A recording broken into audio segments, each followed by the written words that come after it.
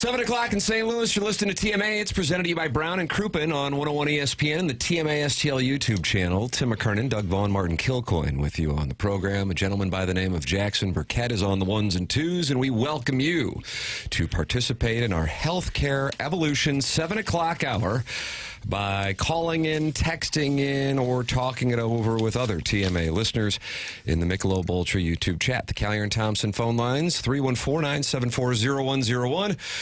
And you can text in at 314-399-9646. You have 4 hours to get your name saved in the Air Comfort Service text inbox, and otherwise you're done. You're done until February because that is the policy that Jackson Burkett has, and that is the policy that we as hosts respect. The man is busy. He's busy as a beaver.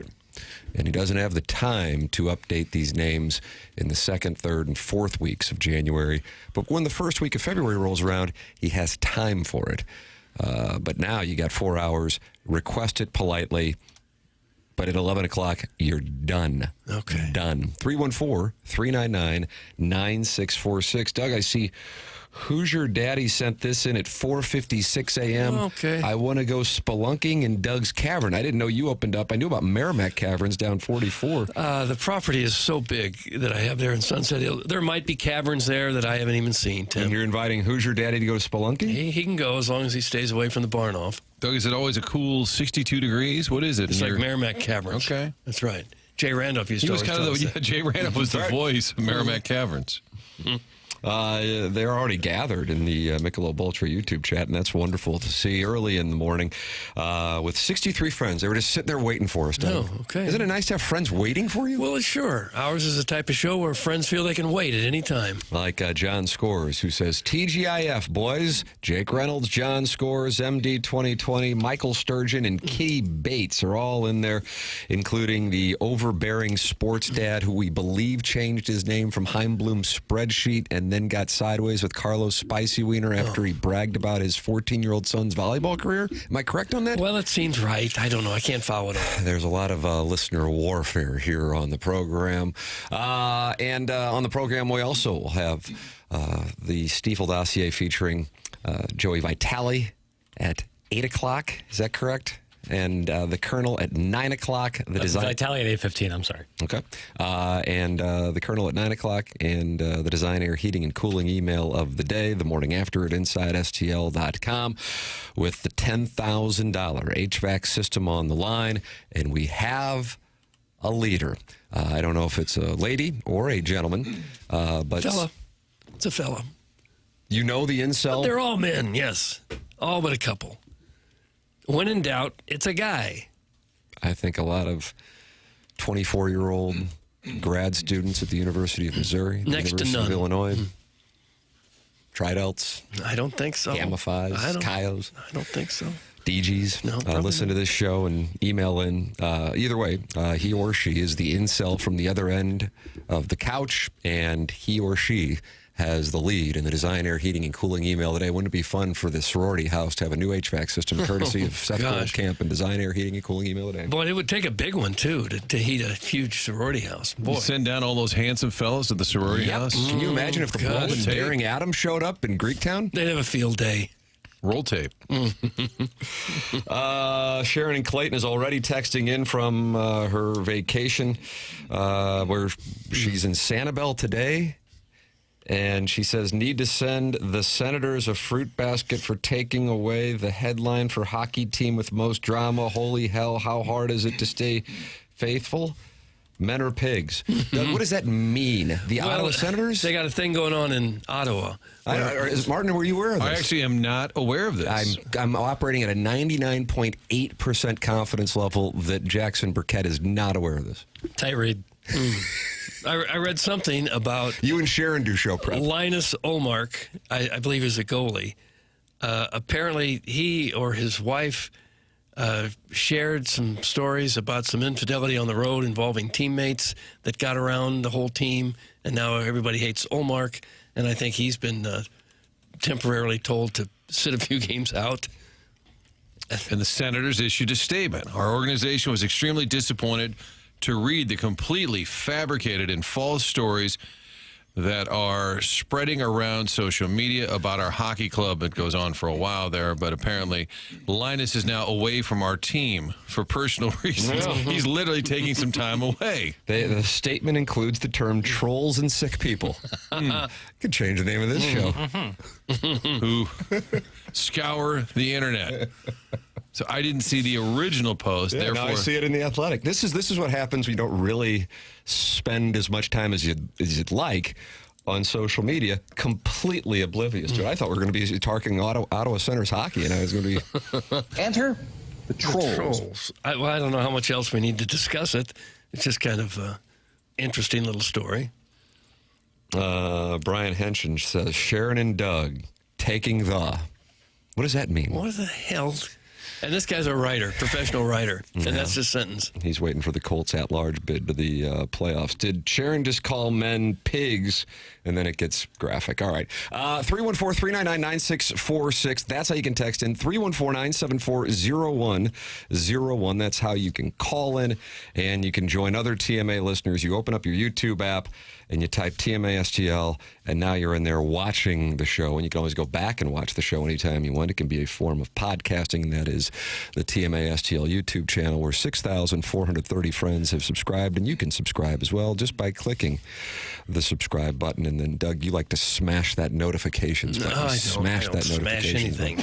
Miami has defeated Ole Miss to advance to the college football playoff championship game. Doug, your immediate reaction, go. Fantastic game. Thrilling game to watch, especially that fourth quarter was just unbelievable. Little pass interference on the Hail Mary at the end, but they never called that. I guess Mississippi scored a little too early there, late fourth quarter, because it appeared both defenses were absolutely gassed there at the end. Those 320-pound defensive linemen have trouble mounting much of a pass rush by the end of the game. But really an exciting, thrilling game. I kept thinking about your bet with Miami because I wanted Ole Miss to win just because I like the story of the team. Yeah. But Carson Beck, in just his 7th year of college football, was able to rally the Hurricanes there at the end with a terrific drive. Did you think as a young kid he might be a little nervous on the big stage, Doug? Well, he's, 36 or 7 now? 35, be fair. Okay. How about the you and Marco Cristobal, right? You can never win the big game until you do. Until you do, Doug. Until you do. But he's a little awkward, isn't he? Yeah, like in his interviews even and such. And on the stage, says, turn around. We're trying to give you this trophy. Turn around. But the game itself reminded me of an NFL playoff game, and it's college football is now getting closer and closer to feeling like an NFL watch when you're watching that game. Even if the first 3 quarters weren't, it was a close competitive game, but the fourth quarter, and maybe this is happening in all of these leagues, NFL, college football. Maybe the defenses are tired, and it opens up the offense because you see these low-scoring games, and all of a sudden, fourth quarter happened with the Steelers-Ravens the other night, and the Ole Miss game last night, where all of a sudden they're just exchanging touchdown drives. When for 3 quarters, it's a field goal here and a field goal there. Well, and they're doing the hurry-up, no-huddle offense, so you can't swap the D lineman in and out. And if you're 320 pounds and you've been rushing the quarterback for 3.5 hours, it gets a little tiring, I'm sure.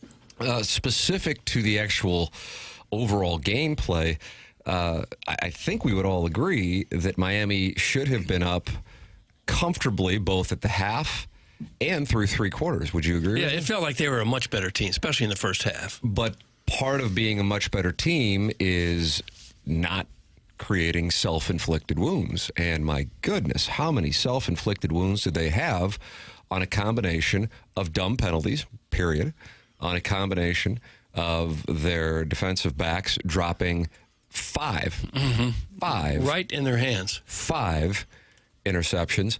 And then also, I would say, the play calling for the offense. And I don't know if that's Shannon Dawson, their offensive coordinator, if that's Mario Cristobal, who personally, of the 4 coaches, and I realize Golding is operating in a different spot, but specific to Dan Lanning and Kurt Cignetti, I just don't trust the guy. All they had to do was run the football.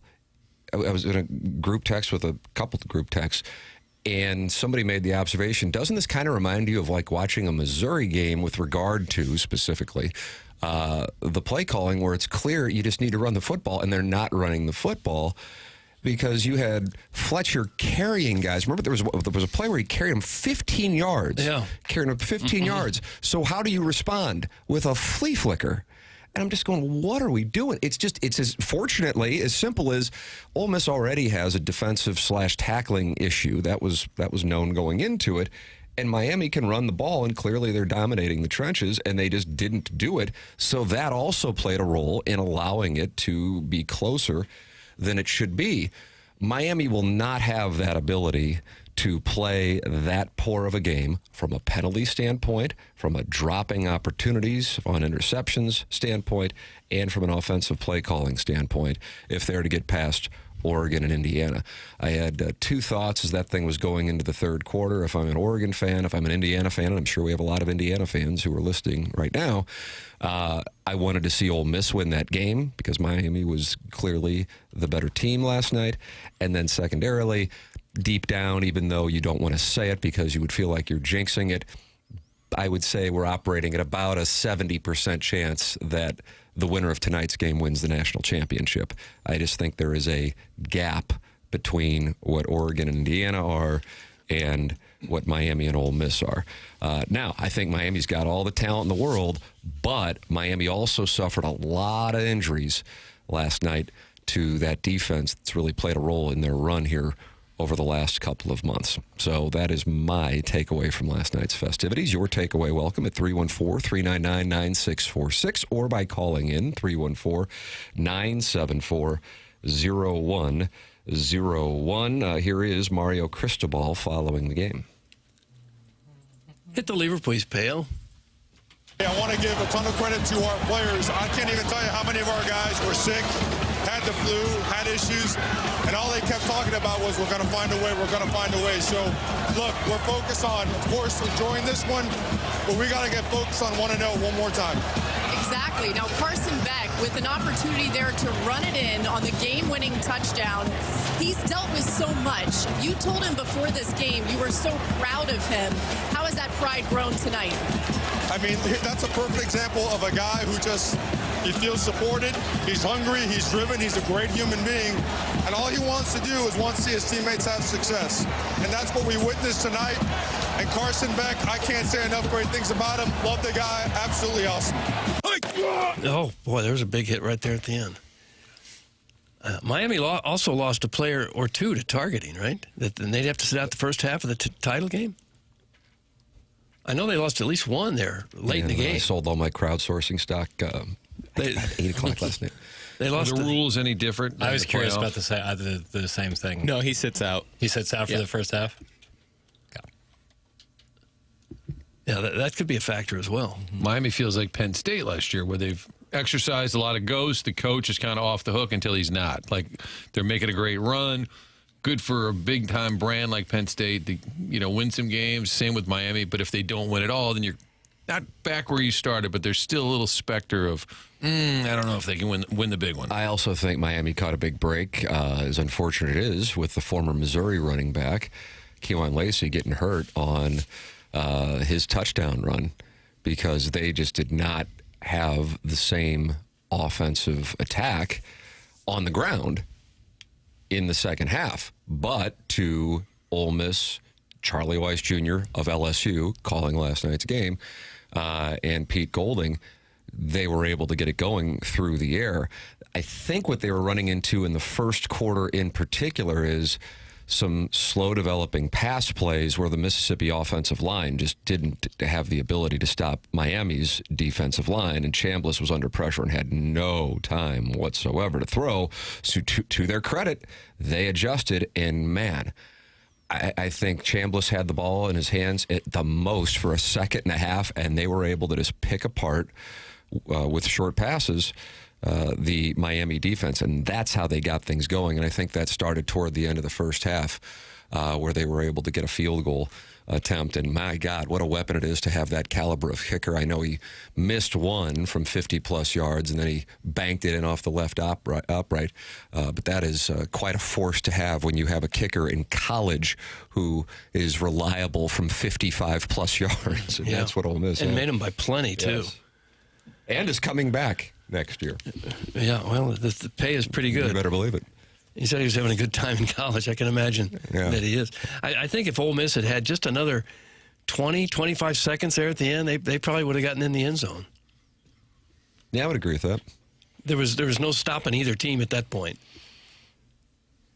But they didn't have it, so they lost. They showed Mr. Licks in the stands on the broadcast. He was wearing a soy sauce-stained Reebok Trinidad Chambliss jersey with no undershirt. That's from Mr. Really? Mudjack. Mike, did you guys see Mr. Licks on the broadcast? I saw a few people there, but I'm not sure it was him. Would you be able to identify a stain? Is this specifically a soy sauce stain? I guess if you're coming It's a great out... question, Jackson. Thank you. Welcome to the conversation. Coming out of like a Japanese restaurant and had a dark stain on your shirt, you might assume it is. Yeah, that'd be fair. But just in the stands, I just assume it's au jus. Yeah, I could see au jus. Maybe a Grassi's. You like that French dip from Grassi's? Sure. Martin, I got you there. And delicious seasoned fries. Little parm sandwich, yeah. Hotty toddy, Ole Miss representative saying, as Douglas would say, I'm not going to be much good to you guys today. Have a lot of Ole Miss grads and or attendees who are in the St. Louis area, especially here over the last 15 years or so. I would imagine it's got to be tough to be that close and then watch Miami methodically go down the field. Of the 4 quarterbacks in the college football playoff going into last night's semifinals, I don't think there's any question that Carson Beck, number one, had the biggest reputation of being a potential liability and the widest delta of he can be great, but he can kill you. And to his credit, when they needed him, 2 different drives, he led his team down the field. And that was a hell of an impressive performance by a guy that, candidly, I didn't trust going into that game or even that final drive. Yeah, the passing stats were remarkably similar. You see that? Where Beck and Chambliss were both 23 for 37. Yeah. One threw for 268, one for 277. They both averaged 7 yards a pass. Yeah, and Remarkably. great on that touchdown run, recognizing man, being patient in the pocket, then finding a lane to get out there with no one even close to him. That was impressive. It scared me the way he was holding that ball. When he was running into the end zone, I thought Miami would win, so I was rooting for them only because I thought they would win, so I wanted to back that up. Yeah. Put a $5 bet on that, big Nice. time. But I wanted him to score to win the game, and then he was just carrying that ball in there. I'm like, well, tuck that away, son. Yeah, you've seen a few of them fumble right there, or spike the ball at the 1 yard line. Or you don't see a guy coming, like he was wide open, but he doesn't know. A lot of times a player comes out of nowhere and knocks that ball loose. Boy, that game took forever. How long was it? 4 hours. Yeah. 4 hour game. About 6:30 to 10:30. I mean, I think it kicked off at 6:43, give or take. Yeah. And I was sitting there, and I'm like, "Oh my God!" I didn't go to bed until 11:30. Now the game ended, I guess, at like 10:35-ish. Yeah, I think a little later than that. But either way, the second half of the 10 o'clock hour. So yeah, you're talking about 4 hours. That's college football for you. Halftime seemed considerably longer than NFL games too. For sure. Tim, these are Tom Pondoff's words of wisdom. Live with her for 6 months before you marry her. You knock her up before you're out of college, and I'll kill you. Don't be the drunkest guy in the room. Nobody remembers the second drunkest guy in the room. Everyone remembers the drunkest. And finally, for Linus, what you hear in the locker room stays in the locker room. Don't say that stuff around your mother either. That's from the recovering alcoholic, and he's going back to the Ottawa Senators. He's trying to get us off the track. I like the idea, though, that the drunkest guy everybody remembers, Doug, but the second drunkest guy kind of slides under the radar. I got to tell you, that's good counsel right there. Right. And that's I why want to see Doug all drunk. and that's why he runs a drug church? Is that what he does? I think he does, yeah. So that's good counsel there, recovering alcoholic. Thank you so much. Guys, they showed Mr. Licks in the stands in the broadcast, so another person saw him as well. How is Licks doing this morning? Must be crushing to see his alma mater that close to the championship game and then lose, especially with the non-call at the end of the game. That's from the 636. I don't know if Licks actually was in Glendale or not, but the listeners are saying he is an Ole Miss guy. And do we know he's that he's going to be despondent, so maybe he'll call in. I don't know. Is it a TMA docs? Are we sure he's an Ole Miss? He's denied it vehemently, but that just makes you think it's more true than ever. Let's call in 314-974-0101 regarding the play call at the end of the game. Here is what Pete Golding had to say about it. A PI on that last Hail Mary? I mean, those situations are tough to call them. I mean, those situations, but I mean, yeah, there was contact, but I mean, it happens a lot. You know, that's not why we lost the game, but you know, we just had a lot of opportunities late. But I mean, I think it shows you the resiliency of the team. You know, I mean, they didn't care. Was it 18-15? They're going to go out there and give it all they got, and you know, looks like you ran out of time, but we didn't execute well enough, didn't prepare well enough, and we didn't coach good enough. Oh, yes, you did. He did. He coached well enough. They prepared well enough. They just got beat at the end. They ran out of time. On that final play, seemed to be mutual contact, I felt.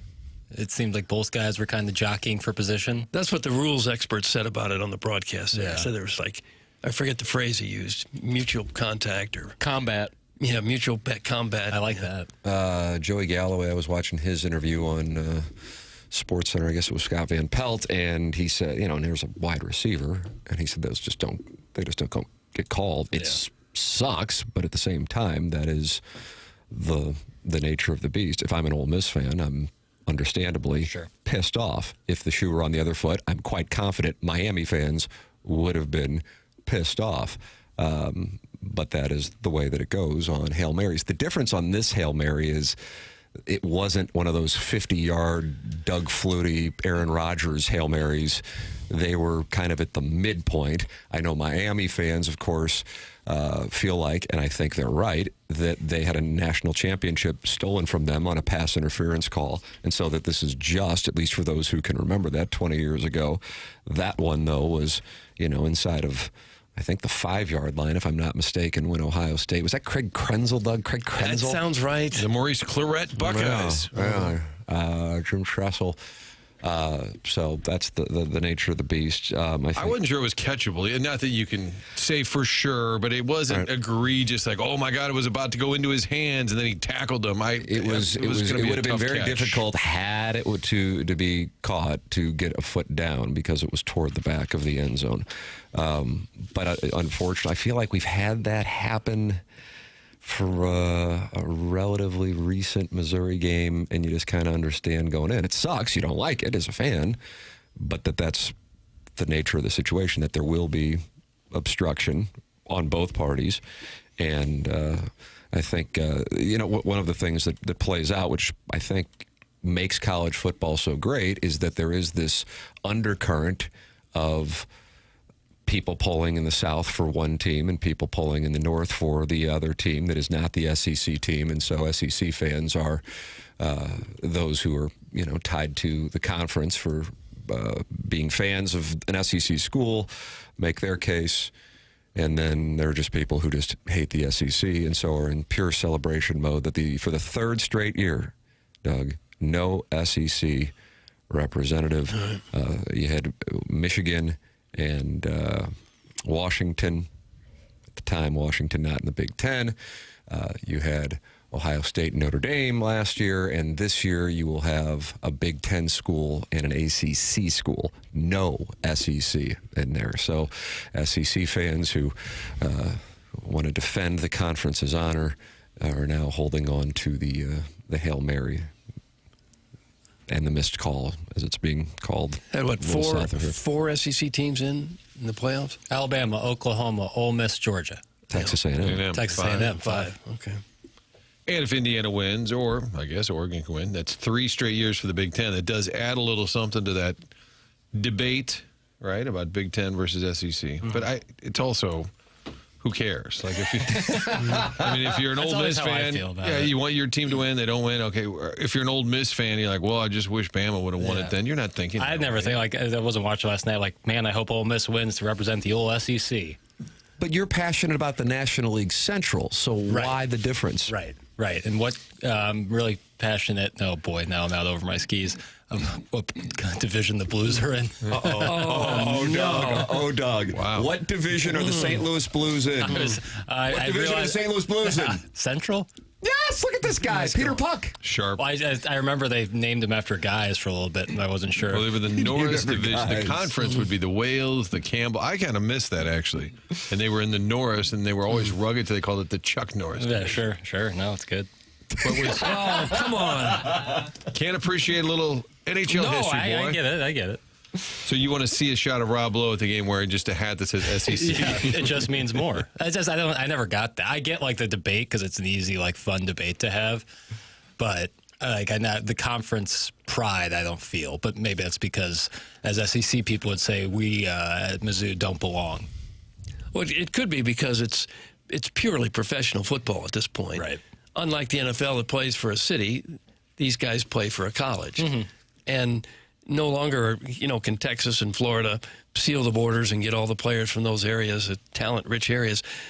With the NIL now, they swap teams every year. So you don't really have a regional, I don't think, much of a regional advantage by being in a football-rich state. Yeah. I think I was watching last night and weird thought, but I thought that they did a good job of keeping all the fans in one place, like the Ole Miss fans in one place, Miami fans in one place, like the Quan Lacey touchdown, the shot from behind. It's just a wall of Ole Miss fans. I thought that was pretty cool for these non-campus games. Take some logistics. Yeah. Same with Carson Beck's touchdown run again. He was running right into Miami fans. I thought that was cool. Brought some atmosphere. Want to check with Libby Maduro if he can name every WNBA division. That's from Eric in the Central West End. Libby Maduro. I can just do conferences because there's not that many teams. Well, they are expanding. They are. Yeah, you'll see a lot more of that. Never forget the Legends and Leaders divisions. That's the Hunchback of Uncastle. Remember that, Doug? That was so the Big Ten. stupid. Yeah, just incredibly stupid. You're welcome to get involved on the program. 314-399-9646. That's how you can text into the Air Comfort Service text inbox. Call into the Callier and Thompson phone lines. Chairman Kurt standing by. 314-974-0101. That is how you can call in to the program. And then you can jump into the Michelob Ultra YouTube chat with 157 friends already in there talking this morning. Subscribe to the TMA STL YouTube channel. 6,430 friends have done so.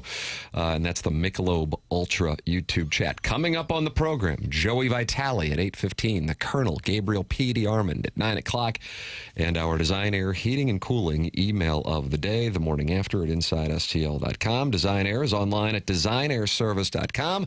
Seth Goldcamp and Design Air Heating and Cooling, the longest running sponsor on TMA. Doug's a client, Martin's a client, and I'm a client as well, and he has put on the greatest promotion in TMA history with giving away this $10,000 HVAC system for the winner of the Design Air Heating and Cooling email of the month. Send yours in the morning after at InsideSTL.com, and any HVAC issues you may have, just go to DesignAirService.com. It's Design Air Heating and Cooling. Tim McKernan, Doug Vaughn, Martin Kilcoyne with you. It's TMA 101 ESPN.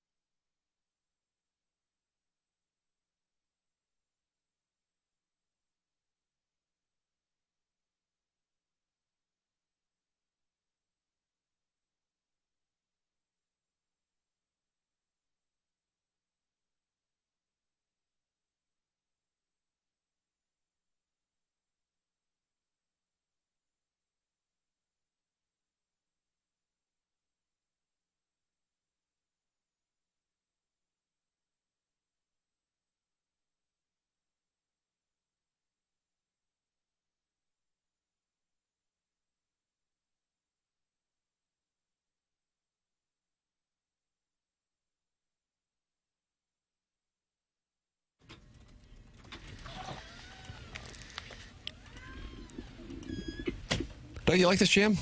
Yeah, it's kind of fun. Well, that's where the U will be playing a home game for the national championship. We're going back to Hard Rock. Hard Rock. We're going back to Hard Rock. I don't think so. LL Cool J. What do you think that was? 88? 87? Gosh, I don't know the years, Tim.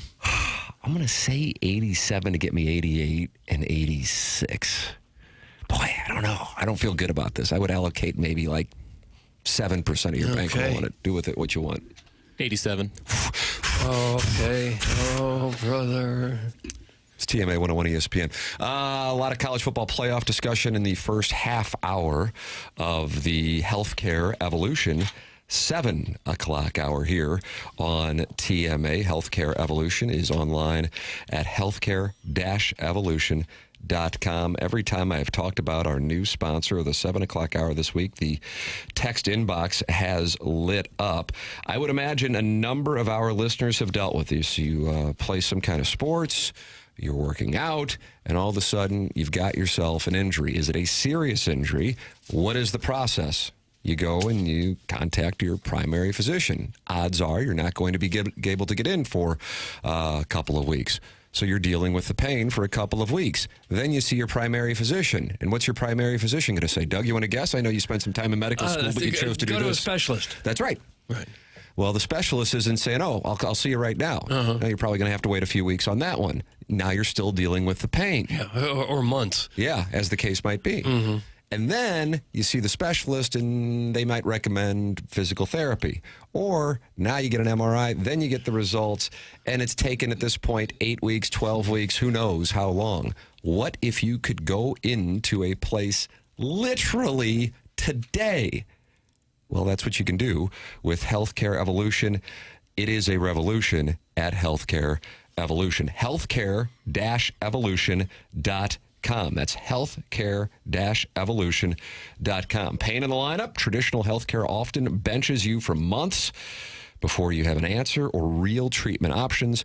Appointments, referrals, physical therapy, imaging, co-pays piling up. At Healthcare Evolution, you're evaluated that day with treatment options. I went out there and had them look at the shoulder labrum tear I had, and it's a totally different type of technology where, as opposed to lying in an MRI capsule, they are able to move around the ultrasound to see exactly where the ailment is. And this treatment includes regenerative injections focused on pain relief and healing. Same goal, less time, less frustration at Healthcare Evolution. Schedule a consultation today to discover how Healthcare Evolution can help you get back to living life and doing so comfortably. Why wait months to feel better?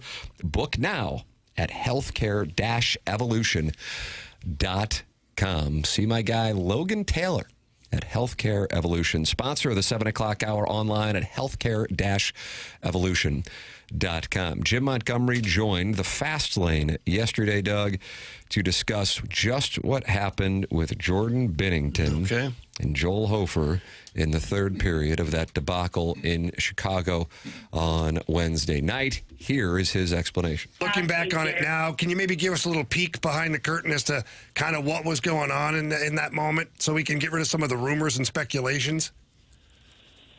Yeah. So after the seventh goal went in, we decided to make a change in nets, and we had already radioed down in advance that if that happened, there could be a change. And as you know, in Chicago, there's not enough room on the benches for the goalie to sit.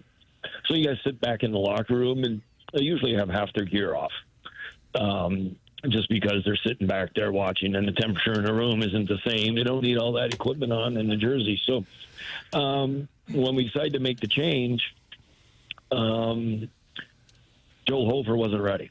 And so he tried to, put his top half on as quick as possible.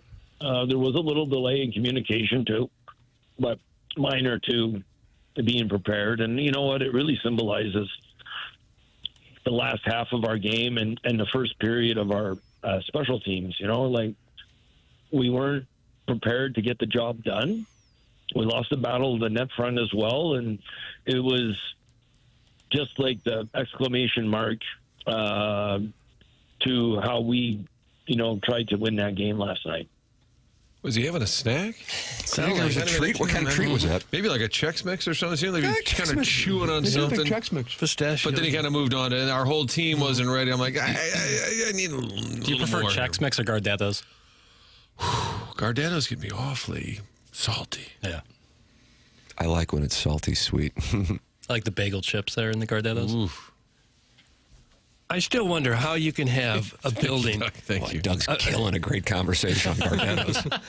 How you can have a building that hosts NHL hockey and not have enough room on the bench for all of the players. It's a small market. It's the third Not a lot of largest money. market in the country. It's an enormous building. It's not a building that was made 100 years ago. Well, they couldn't play a basketball game last night because there was condensation on the Maybe floor. there's an issue with the United hell? Center. Now, that's back-to-back nights where we've had a little bit of logistical issues. Interesting. It'd be like Can building. they fix it? Don't you think they would find a way? It'd be like building a baseball stadium, and sorry, the dugouts just aren't big enough for all you guys. You're gonna have to go back in the locker room and go ahead and take your uniform off because we don't know if we're gonna need you or not. This is ridiculous. So you're skeptical on this story. We're not skeptical as much as you're mad. Well, no, first you were. Are you skeptical or are you mad at Hofer? Or both? I just don't understand how it can happen on a couple different fronts. How a building cannot be prepared to put an entire team on the bench, number one. And then how, as a player, you're not ready to go when they need you, regardless of where you have to watch the game. I don't know how it happens.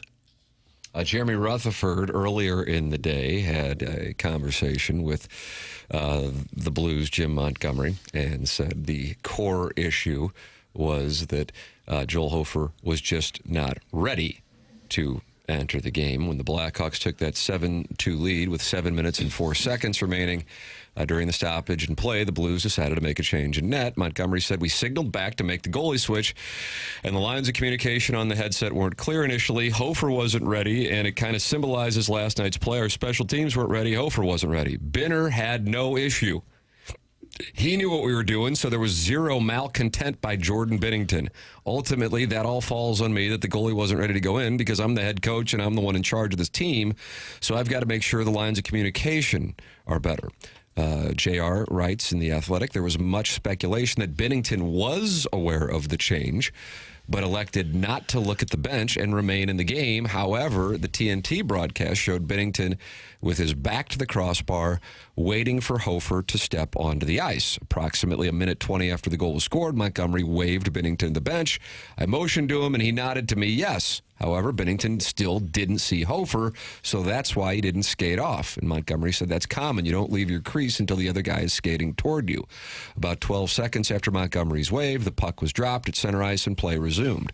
And then it goes into how some NHL rinks, such as Chicago, the backup goalie sits on the bench with the team or in a tunnel, and that heads back to the locker room. But the setup's different. But the setup is different in Chicago, where there's no room for the backup to sit on the bench.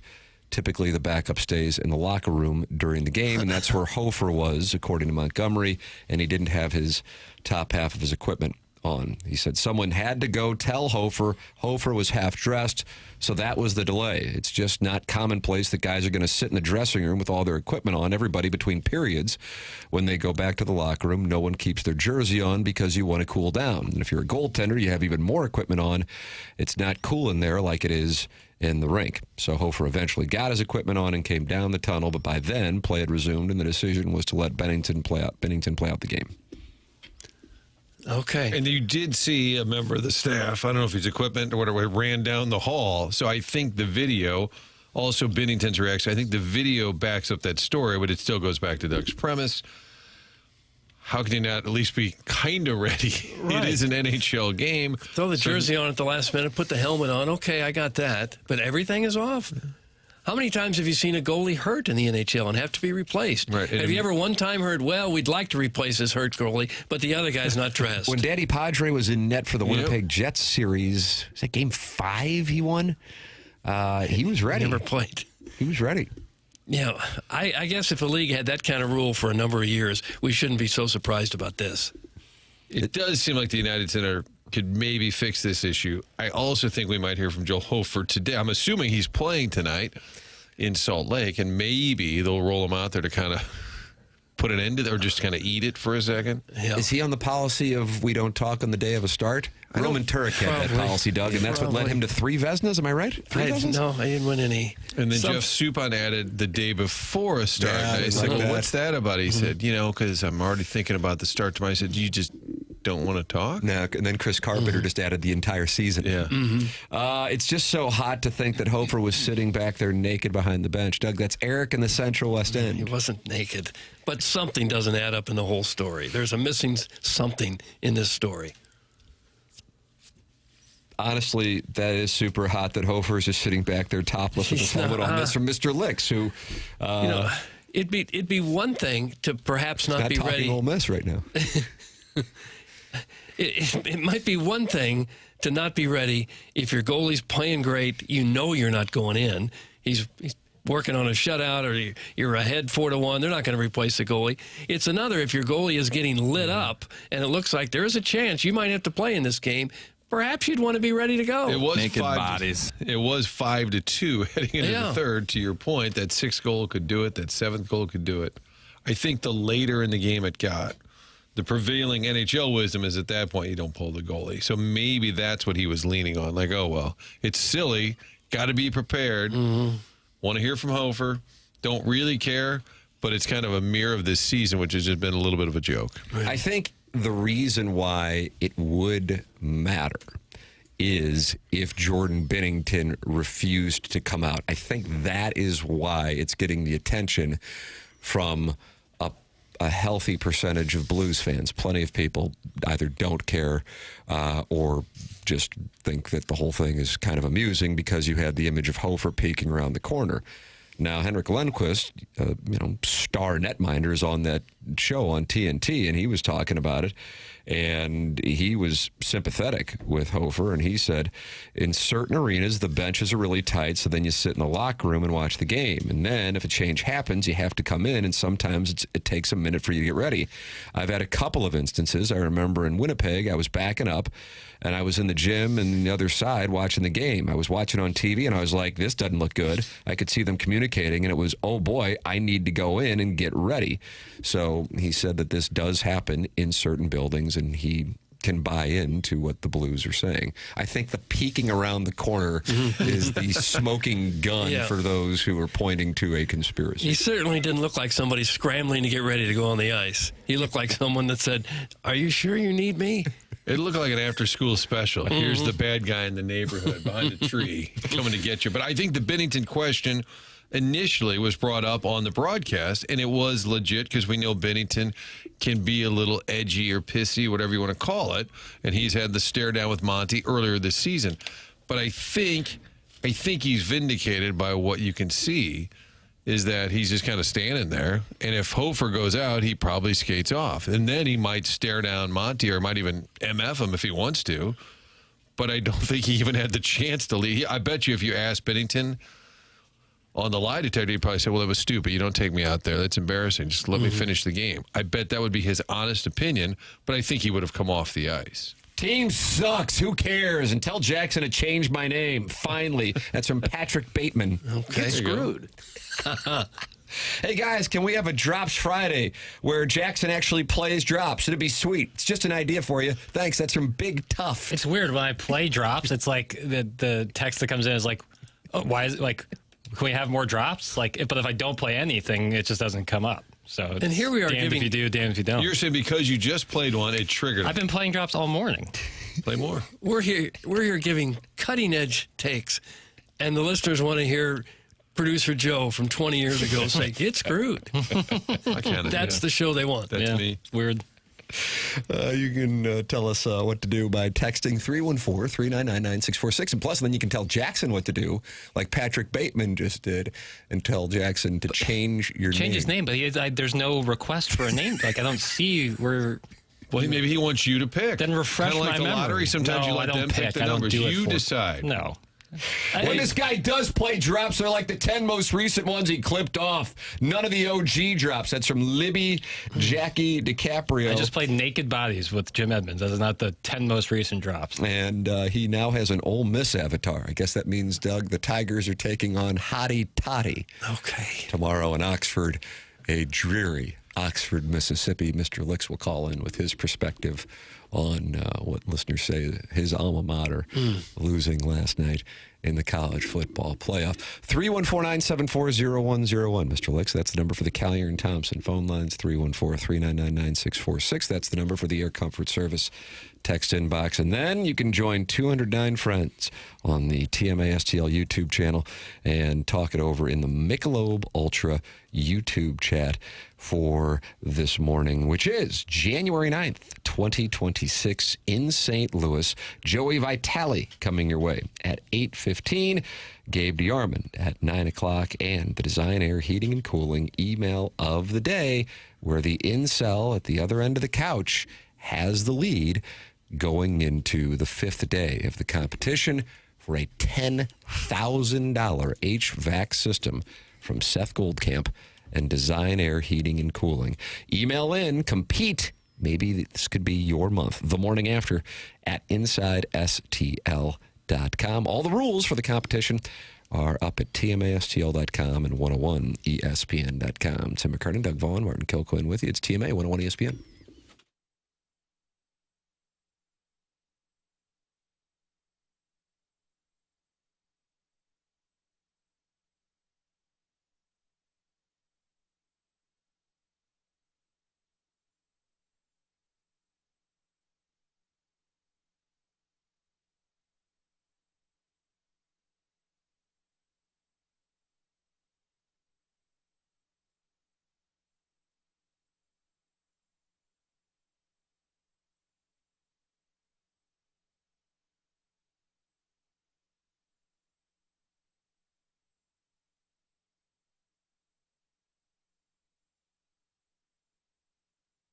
So many different ways to save when you shop at Schnucks. Everyone's looking to cut expenses, especially your everyday expenses, things like groceries. That's why I love shopping at Schnucks. They're dropping new ads each week with super hot deals on some of my favorite items. You can view those ads a ton of different ways. So many options right now to find the ads, whether you're on the go, you want to browse it in the Schnucks Rewards app or the website, Schnucks.com.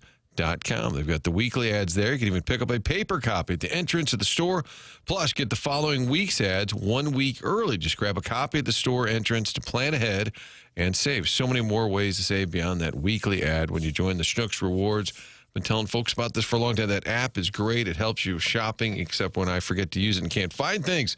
Personalized savings, one-stop shop for sales. Bonus points, offers, coupons, all that with the Rewards app. Plus, they launched the new program, the Boost, that we were talking about yesterday. You can play your way to more savings. That's the value you know and love, available at any neighborhood Schnucks store.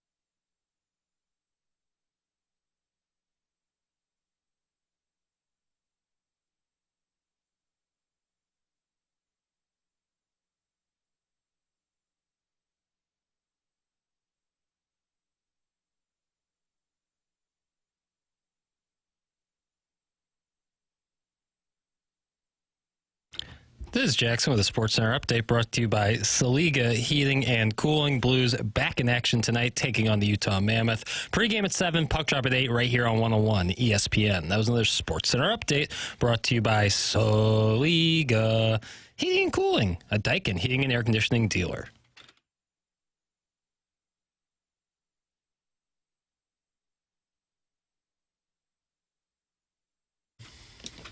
Aw, Doug.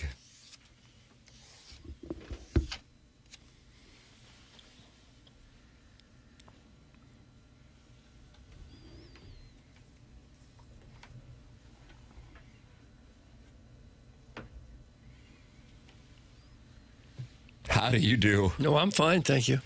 Jimmy Page's birthday. What do you think there? 1982 year of the Cardinals. It's a celebration. Keith Hernandez, dry humping Daryl Porter, right? I don't know who he dry humped him. Flip that off. You want to put a puck on net for Jimmy Page? Yep. I was trying to connect the 82. Where was the 82? Were you tying that to Jimmy Page? No. I'm going to go Jimmy Page is 82. Oh, I see. That's where you were there. Oh, that feels a little high, but boy, it's You close. think so? Oh, boy. 81. I'll say 82 because I just looked it up. Is it 82? Yeah, he's 82. That was a blind puck on net. Yeah, he's 82. Could I have an even better show than I did yesterday? I Is don't it know. possible? Yeah. Self-eliminating. Do you give yourself a grade when the show's over, Tim? I do. My dad does. Kind of like how you grade Really the like emails. Timmy's third hour. Martin's handed me his vote for the email yesterday, and the top vote was the third best he liked, and then at the bottom I was like the your number. rankings. It was a weird. It was the middle was number 1. Yeah, the actual scribbling, keeping track, notation during the reads is different. What I handed you, I wanted to give you some breakdown in case there was I a appreciate dispute it. or It a actually tie. did help. Yeah. But I wrote them down a little out of order. Yeah. First double wins. First two-time winner yesterday. Yeah, the incel from the other end of the couch is the leader right now on the Design, Air, Heating, and Cooling email of the day, and you can compete as well. The morning after at InsideSTL.com. It is our healthcare evolution 7 o'clock hour here on the morning after. Tim McKernan, Doug Vaughn, Martin Kilcoyne with you. Jackson Burkett is on the ones and twos. Chairman Kurt ready to take your calls on the Callier and Thompson phone lines at 314-974-0101. Those phone lines will be where Joey Vitale will join us at 8:15 and Gabe DeArmond will join us at 9 o'clock. And, of course, we look forward to reading your emails for that $10,000 HVAC prize for the month of January at 9:45. There is your Stiefel dossier. I'm MIZ till the day I die, but I have what Jackson would call a parasocial type relationship with Ole Miss. I wish they won so they'd stick it to Kiffin, and I'd have another excuse to go party with a bunch of 10s. Hotty toddy, baby. That's from Little Beer Cats, who is his father's coital hype man. Oh. Sounds like he's his own hype man on that one. Well, I'm with him for rooting for Ole Miss to stick it to Lane Kiffin. I was hoping that would happen. Well, so was Jimbo Fisher. Jimbo Fisher appeared on SEC Nation, and he went after Lane Kiffin, prominent coach, won a national championship at Florida State with Jameis Winston, made tens of millions of dollars in a buyout from Texas A&M, and wants to get back into the game coaching. Here is what Jimbo Fisher... I forgot to cut it. I've never seen more a deus angrier. Hold on, I'll be able to pull it up The here in a one second. soundbite I really wanted to hear. The one thing we had to do. And Timmy was having such a good hour. Hold on. Okay. Papers, is this something that'll be easy to get? If not, we can pivot. I mean, I know this show is... I got it. Okay. Oh, here we go. Wow. Whew. Oh, can you hit the lever, Jimbo please? Here's a look at the Lane Kiffin timeline. Starting in late October. Really That's interested not if you him. can stay or you can with It him. sounds Ronald different. Wilson Oh, they're in this not college gonna be football gentle. playoff run. Doug, Then you they're do not have gonna be some guys gentle. who are hired at LSU, but are still with Ole Miss because they're trying to finish this thing out, including offensive coordinator Charlie Weiss Jr. That's probably the biggest Doesn't she name know we need to on get the list. There's Jimbo a ton of guys on this coaching staff pulling double duty. I see you ACC shaking your head over there. This is crazy, no? No, it's selfish. That's what it is. It's stupid. And because here's why I say that. He wanted to coach and thought he didn't get his way. So everybody get on the plane with me, you don't have a job. All right? And he makes them all go. Then he gets down there and takes a PR hit because it looks bad that you really don't care about the kids. Then he says, okay, you can go back. But here's where he screwed up. He thought they were going to lose. He thought they were going to lose to Georgia, Exactly. and then the portal thing was all over with, and it was going to be all over with. And he said, "Okay, I'll look like a hero." Yeah. Now he's got egg on his face because the real lane came back out. You know what I'm saying? And if those guys were allowed to coach the first game, they should be allowed to coach the fourth. Because those kids are doing something that you get one time in your life to ever do. Literally. With that team and those guys one time. And as a coach, listen, I know I've left a job. I get that. But if you took them on and said they're never coming back, that's fine. You set the rules of the game. You don't change the rules in the middle of the game. And as a coach, it's hurting the kids and it pisses me off. But well, how about the end of that edit? Oh, man. Well, it was just getting good. And it was not even an edit. It was an on-the-fly decision. Gosh. It's fine. We got the point. I'm with Doug. I'm with Jackson. I think that went well. From start to finish. Yeah, I think that was, the defense. I agree with his premise that Lane Kiffin probably thought they would lose to Georgia. That's right. Yeah. And so he would say, oh, coach, just stay on, do whatever you got to do. And then it's like, oh, crap. Had they won last night, you're talking about 11 more days until the championship game. Yes, and the portal will have closed by then for the LSU perspective. Now, for Ole Miss, had they won, the rule is that it is 5 days afterwards. But yes, I think that there might be a tight read on his point. You know, Lane Kiffin enjoys tweeting his congratulations to Ole Miss. It doesn't play well, so the PR element. Yeah, he did change the rules in the middle of it. You had to coach against Tulane. He figured what was going to happen there, and it did. They won comfortably. Then you get to coach against Georgia. They'll lose to Georgia, and then I'll have my guys in Baton Rouge. And then it turns out some of the coaches for Ole Miss who got to coach against Georgia were not in Glendale, Arizona last night, and they were not allowed to coach. It's just incredibly awful what he's been allowed to do down there. Just, it couldn't be worse. To lead a team this far and then to bail out a team that has a chance to win a national championship, you quit because you want to go somewhere else where you think you have a chance to win the national championship. That in itself doesn't make any sense. And then to pluck coaches off the whole thing is just unbelievably horrible. Now, I understand that, but did you see his tweet 8 hours ago in which he wrote amazing effort and grit, Ole Miss football, best season ever in the history of Ole Miss. I love you guys, and then a heartbreaking gif. No. I love you guys. Not enough to stay there with you. Maybe just sit that one out. Maybe I'm here for the comments, though, Tim. That's what I would like to do is scroll through the comments. You want to see how they played? They didn't play well, Martin. No. I don't want to spoil it for the audience who might. Yeah. I can't imagine one person saying, "Thanks, Coach. Really appreciate all your support for the program." Did anyone see the camera pan to that Chambliss on the sideline? It looked like he was talking with Austin Simmons. Was Austin Simmons on the sideline for Ole Miss dressed last night? Yeah, I don't know if I doubt many people are watching College Game Day because that was obviously not your typical College Game Day. Right. They're on the field at the stadium in Arizona, but they got confused, and I can't recall which member of the day has said this. Oh, look at Chambliss getting ready. Yeah. He's getting ready so much so that he's throwing left-handed. And then I can't recall. I think it might have been Herb Street going, yeah, I think that's Austin Simmons. So he picked up his guy and then just moved right on. Right, yeah. But yes, Austin Simmons was dressed. Missouri quarterback Austin Simmons. Right. Some quarterbacks get so ready they just start throwing left-handed. That'd be awesome. I've always said an ambidextrous quarterback would be elite. You could never have them throw across their body. But I remember Bo Pribula had to leave Penn State before their college football playoff run. Correct, but they moved it back a little bit.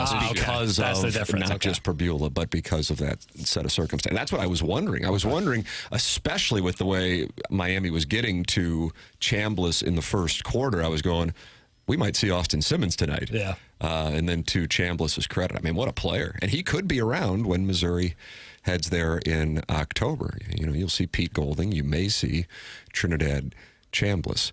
I feel like there's some parallels with Missouri and Ole Miss, both SEC schools, but certainly not viewed usually as a threat by the blue blood SEC schools. And this will just add to the lore if you are an Ole Miss fan. And in the St. Louis area, we have a large number of people here in the last 10, 15 years who have gone to school there.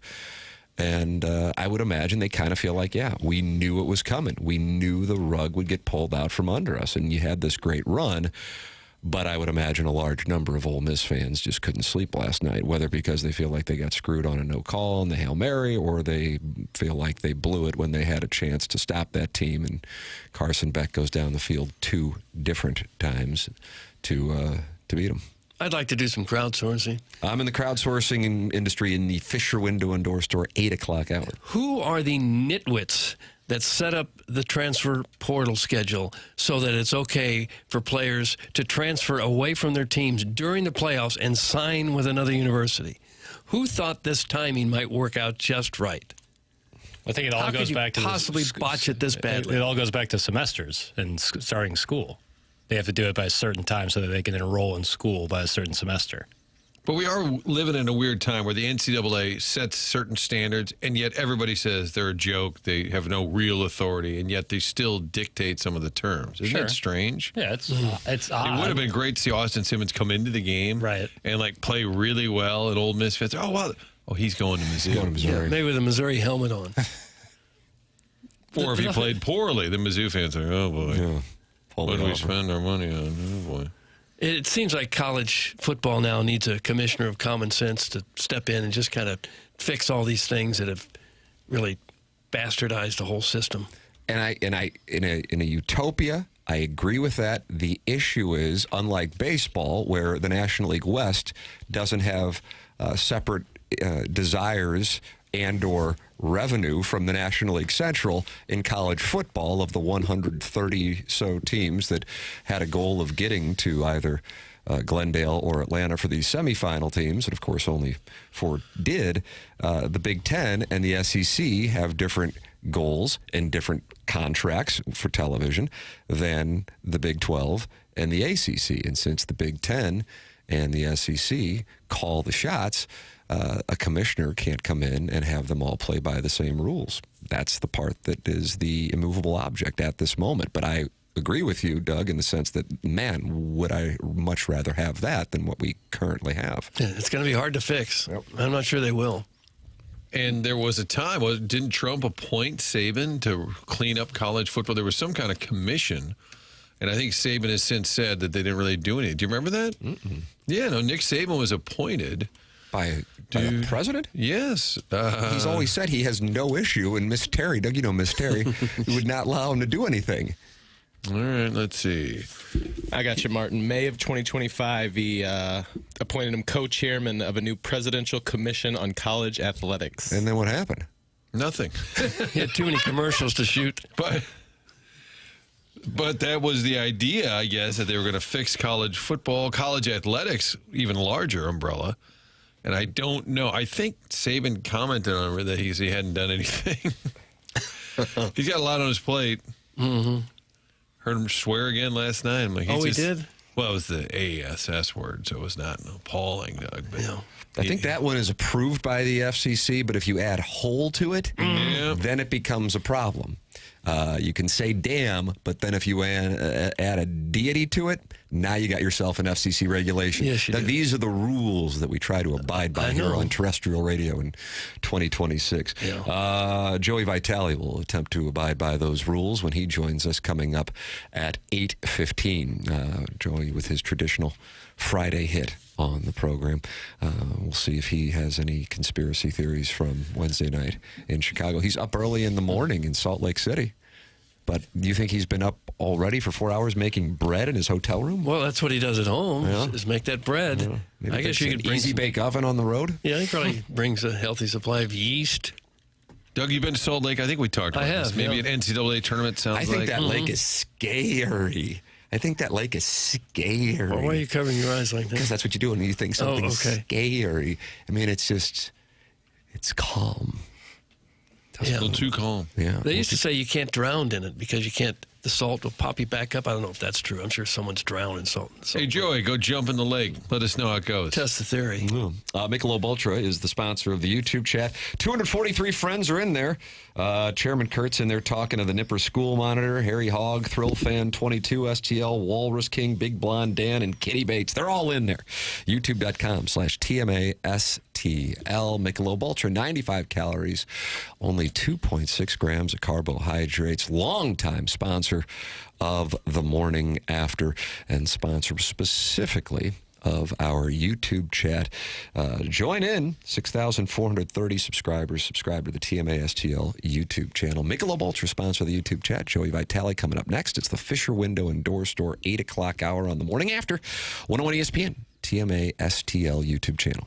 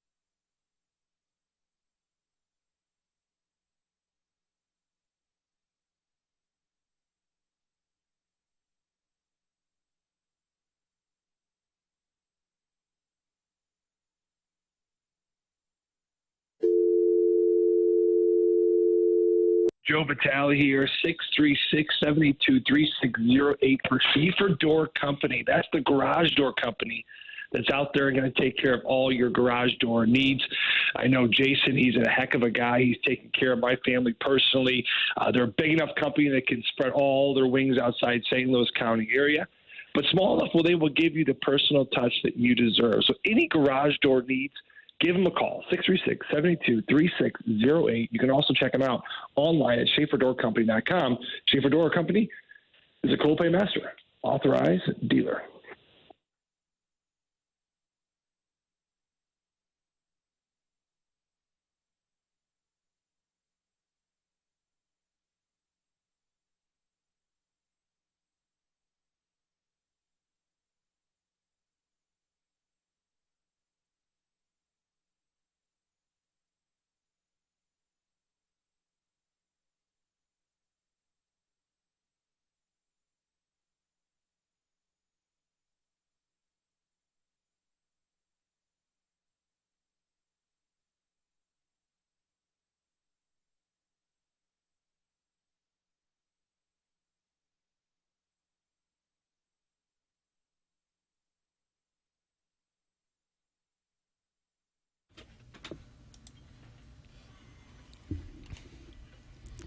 Doug, when you hear Florence and the Machine, what do you think of? I think I've never heard the song before, but I kind of like it. I'm pretty sure you've heard it. Because we play it every Friday. Play it every Friday. Oh, well, I may not have been listening. Wow, Joey Vitale is going to be furious with you. It's TMA 101 ESPN, Fisher Window and Door Store, 8 o'clock hour. Tim McKernan, Doug Vaughn, Martin Kilcoyne with you. Jackson Burkett is on the ones and twos. You can watch the show at youtube.com/TMASTL. Gabe DeArmond at 9 o'clock on the Stiefel dossier. And at 9:45, the Design Air Heating and Cooling email day, a $10,000 HVAC system from Seth Goldcamp and Design Air Heating and Cooling on the line for the winner of the Emailer of the Month. All the rules up at TMASTL.com. It is our pleasure to welcome to the program, live from Salt Lake City, where the St. Louis Blues will take on the Utah Mammoth tonight. Pregame here on 101 ESPN at 7 p.m. Puck drop at 8 p.m. The man who will be on the call, friend of the program, Joey Vitale. Morning, Joey. Tim, good morning. Morning to all you great fellas. Certainly missed you over break. Hopefully it was a great break for you all. Look at this. Wow, what a wonderful sentiment. What a holiday Wonderful. sentiment. I got to say, it sounded a little AI generated. Was that real? Is this Joey? Of course it's me. Marty, it's a new year. It's a new me. You sound a little stern. Is that fair? Are you a little intense today? No, I'm a little under the weather. Okay. I do have I got a little bit of I've had a bug for a little while and messing with the vocal cords a little bit, but you ain't gonna stop me. I'm a hockey guy. I'll be just fine. Nice. For sure. Okay. Way to go, buddy. Can I ask a question in the open, which is sort of a montage of Joey isms? When you said, "Okay, crazy man," do you remember who was on the receiving end of that? That's a great question. I don't. I feel like I say that once a day. Okay. I think it was a health teacher of some sort. Oh, really? So referencing back to an incident. It wasn't like on the air telling Doug, "Okay, crazy man." No, I think it was telling a story. Oh, you know what? If it was all in the same one about the human anatomy of how babies are born, was it all the same conversation? That's accurate, Joe. Okay, that was Bob Shannon. That was definitely Bob Shannon. Yeah. The thing about it, Vitale, you got to understand. Yeah, he was a loud talker, great football coach. He could scream at people really loud. Gosh, he was intimidating. I think he was only probably 6'3", but he looked like he was 6'8". He had that big gap in his teeth, and we talked about it. But CBC, relatively privileged gentlemen, show up at CBC. Not quite as privileged as SLU, but we show up and he was from East St. Louis. He coached some state championship teams there, and it was a whirlwind with Bobby. And he used the weight training class to get. That's how he coached, because he was the weight training school teacher. But we would spend the whole class just basically going through film while other kids were just messing around in the corner, jumping rope. And then that's when he gave us like the process, like football is a process, and he talks about. Like the fertilization, it takes 10 months, and we're all just like 15 years old. I have no idea what he's talking about. So that, to answer your question, was, I believe, from that moment. The great Bob Shannon. There at the time, he had two quarterbacks. They were both the sons of Jim Otis, the great football Cardinal. Fullback. And so one was starting, one wasn't. There, obviously one's a junior, one's a senior. And I'm interviewing him at Forest Park about what's it like having these two kids. Well, the thing about the older one, he don't have a heart. The young, I said, Bob, they're right there. Like, I felt awkward because they were 5 feet away, and he is breaking down who had more heart. So, anyway, carry on with you. I'm sorry to hear you're under the weather, but I know you will fight on because that's what you do. Yes, in good Bob Shannon wisdom, I'm gonna gut this one out for old Bob because I want to prove to him that I still have heart. You don't have heart.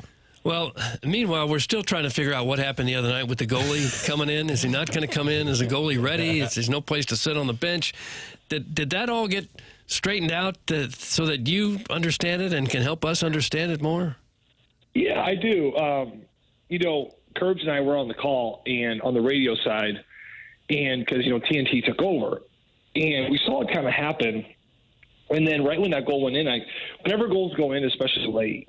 Like one of the habits that Joe Micheletti taught me is, always look to the coach because that coach is going to tell you he's going to be the first one to make the call.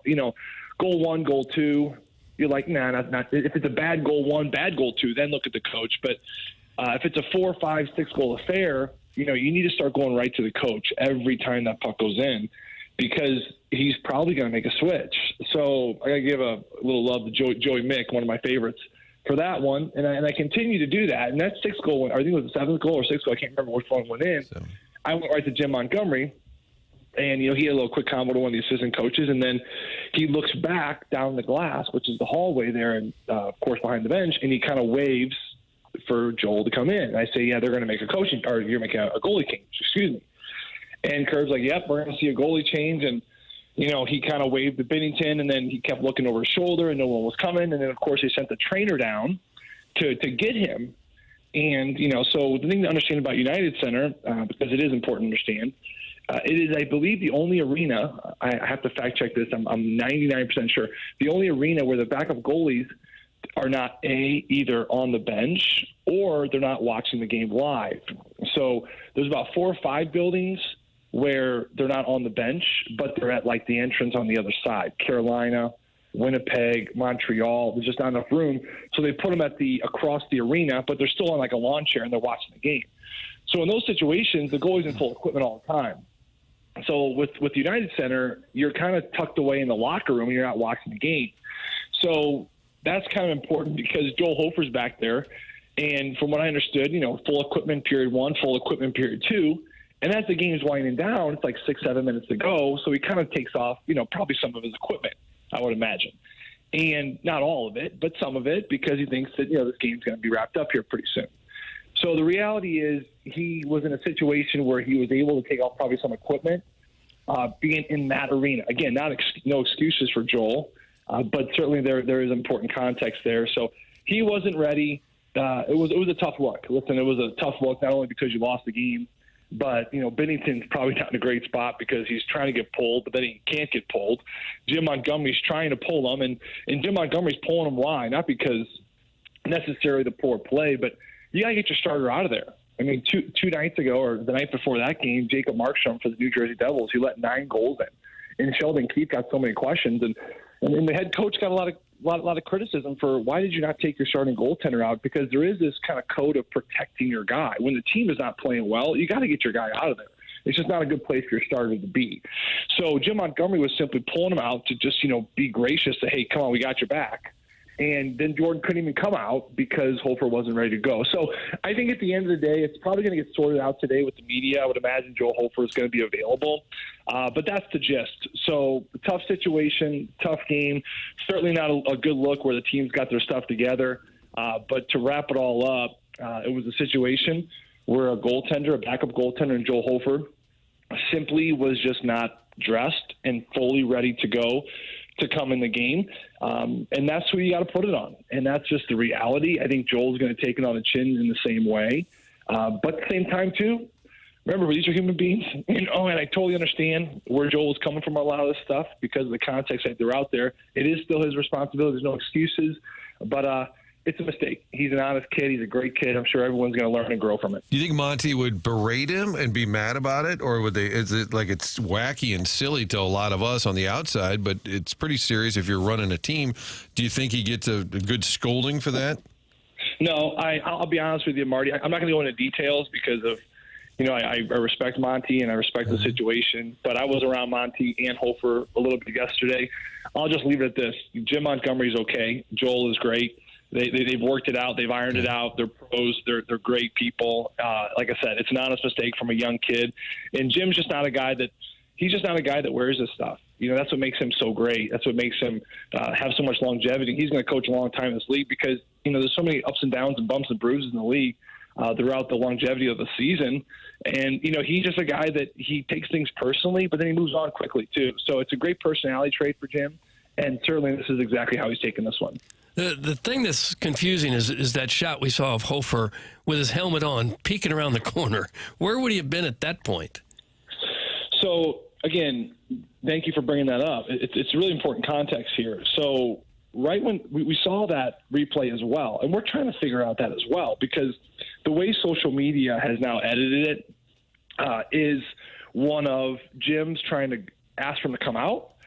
And then moments later, you see the next clip of him just peeking around the corner. So everyone's thinking, why is he hiding around the corner and why is he not coming out? But again, context is important, and this is the world we're living in, and why editing matters, and it's important to get the truth out. So during the game live, Joel was in the locker room, and he just simply wasn't ready to go. That's a fact. Okay, so the game continues. They drop the puck, and they're moving on. Right, the next TV timeout, they have a cameraman, TNT has a cameraman, and then they shoot that angle down the hallway, which is completely fine, by the way. Marty, you know this, because you're allowed to shoot the hallway, right? We have jurisdictions, cameramen, all the production companies have jurisdiction of the hallway, and they have a really nice camera, and then they shoot Joel. So this is 5, 6, 7 minutes later, Doug, where he finally was prepared, ready, got the rest of his equipment on, and then he was peeking around the corner to see if Jim Montgomery still wanted him to come out. So that's kind of why that happened that way. So for fans that are watching it and thinking that he was peeking around the corner and right when Jim Montgomery made the change, it's not right. It's not accurate. This happened a while later, and that's where a lot of the confusion has probably surfaced. So again, I imagine that once it all continues to get cleared away as far as the details, because details do matter here, this is something that's going to blow right over. Joey Vitale with us here on TMA 101 ESPN. Let's talk about the team and the status of where things are as they head into this back-to-back starting tonight. Where you are in Salt Lake City, and then you boys head to Las Vegas. This was an opportunity, if it was going to get going, to capitalize on taking on a Blackhawks team that, if I'm not mistaken, Joey, you were blunt in your assessment when I was listening to you guys. That you weren't facing the A team, so to speak, of the Blackhawks on Wednesday night. You're coming off the wins against Vegas and Montreal, get 3 in a row. The wild card spot in the Western Conference is as wide open as it could possibly be mathematically. And instead, not only do you get stomped on, once again, your key players were not a part of the scoring. And that has just been the story for the Blues throughout the course of this season. That was a specific disappointing game, I think, for a number of fans. Doug, I think you were saying this was big for you in your perspective of it. I heard Anthony Stalter talking about it yesterday on the Fast Line, that was a big moment for his belief as well. How did you assess it when you have that opportunity and then you get that kind of performance on Wednesday? Yeah, Tim, that's exactly right. I mean, you won 2 in a row on that homestand there, that quick one, back to back, and not just the way you beat Vegas and Montreal, but the way you beat them. I mean, that's important too. General managers talk a lot about, are we winning games or are we winning games? Like, because you can win a game but lose the game, or you can lose a game but win the game, if you know what I mean. And what they're trying to say is, like, winning the game and actually winning, like, the way you're playing, like, there was no doubt. That Vegas game, there was no doubt they were going to win that game. Robert Thomas shut down the Eichel line. Defensively, great. Offensively, 3 out of their 4 goals were right at the offensive net. Jim Montgomery talked about how that was the best game they had played with the presence at the offensive net. The next night, Montreal coming to town. Again, a very good team in the Eastern Conference. What does Robert Thomas do again? Shuts down the Suzuki line completely, right? And then gets a great shorthanded goal. And then Jim Montgomery talks about how that was maybe one of their best games on the defensive side. We showed so many clips on that third period. I went back and watched the broadcast again. So many clips of we still shots. We telestrated it, bodies in the middle, pucks in the middle. I mean, it was just the way they won those two games. You just felt like, boy, this team is really coming. We didn't win these games because we had a great goaltender. We didn't win these games because we got a great call at the end. We won these games because we won these games. So you're like, man, something's coming here. And then you come to Chicago, and you're starting this 3-game road trip. Any player, any coach will tell you that a 3-game, 4-game road trip, that first game is so important. You got to start with a couple points because that really creates so much momentum. You get to Chicago, Tim, you see that, Connor Bedard's, I was there at the United Center for the morning skate. Connor Bedard's taking morning skate. You're thinking he's going to play. Turns out he did not play. Nazar, another one of their top offensive guys, not in the lineup. This was a banged-up lineup for Chicago that was missing 2 of their superstars. And, this is a team that the Blues over the last 5-6 years have had. We've had our way with them, especially in Chicago. And you're thinking, okay, this is going to be a perfect setup. You're going with Jordan Binnington, perfect setup to get this road trip going. And after a great first period, you're locked up at 1. The second period, it just took over again. And you're like, man, this group cannot figure it out. I think that we got outscored 4-1, I believe, in that second period. A couple goals I think Jordan Binnington would like to have back. A couple were just, violent tips right in front where Chicago give them a ton of credit. They get low to high and they get bodies there and they got some very fortunate tips. But anyway, you move on to that third period and you're behind the 8 ball once again, and they just couldn't recover. So you wrap up that game, and you're thinking like, geez, that was a deflating one because you felt so much momentum, so much steam going in the right direction, and you just didn't have it. And then you look at the score sheet at the end of the night, and you have, Tyler Tucker, who's a bottom pair defender, on the board. You look at Otto Stenberg in his first NHL goal. He's on the board. And then you look at the fourth-line winger of Nathan Walker in his first game back after a long-time injury. He's on the board. So I think outside of maybe Braden Shen had an assist, I think he was the only player in the top 6 with a point. I have to fact-check that. But it kind of goes to show you, once again, this kind of alarming thing that the offensive guys have just not been there. And I'm going to say this consistently. That's the issue. They've had some games, like I said, Robert Thomas, 2 games prior to that, or maybe his best 2 games of the season in my mind. But you're not having that consistency. We talked to Doug Armstrong a few games back on the broadcast during the second period, and he said that. He said it's not that we don't have the guys. It's not that we don't have the those top guys going. It's just we're just not seeing it consistently. You'll have it 1 period, then 2 periods off. You'll have it 1 game, then you miss a game. You look at Colorado. I know this is a very crazy example, and I'll wrap it up with this. But the Colorado Avalanche, they win last night 8-2 versus the Ottawa Senators. And again, this is a high bar, but this is just a perfect example. Every time the Colorado Avalanche win, you look at the ticker, McKernan, Makar, Nichushkin, Natchez, Landeskog. Like it's just you're going to see their names, right? And this Blues team with the core of top offensive guys we have, we're just not seeing it consistently like some of the best teams in the league, and that's really burned them lately. Joey Vitale will be on the call of the Blues at Mammoth tonight here on 101 ESPN. Pregame 7 p.m., puck drop 8 p.m. And then Blues and the Vegas Golden Knights tomorrow. Pregame 8 p.m., puck drop 9 p.m. Joey, we hope you feel better. Get well, man. I know it's going to be tough with back-to-back games, but best wishes on getting healthy and back to St. Louis, brother. I'm going to be great. You guys keep being great as well. Oh, my gosh. Great talking to you.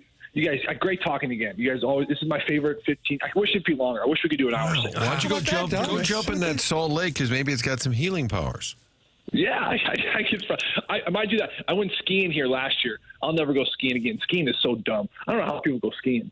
It's ridiculous. We went down the mountain once, and then we went down twice. I'm like, what are you doing now? He's like, we're going to keep going. I'm like, it's the same hill. He's like, yeah, we do it all day long. I'm like, what are you talking about? This is ridiculous. And I had great company, but I got to get out of here. So I hopped on an Uber, and I came back.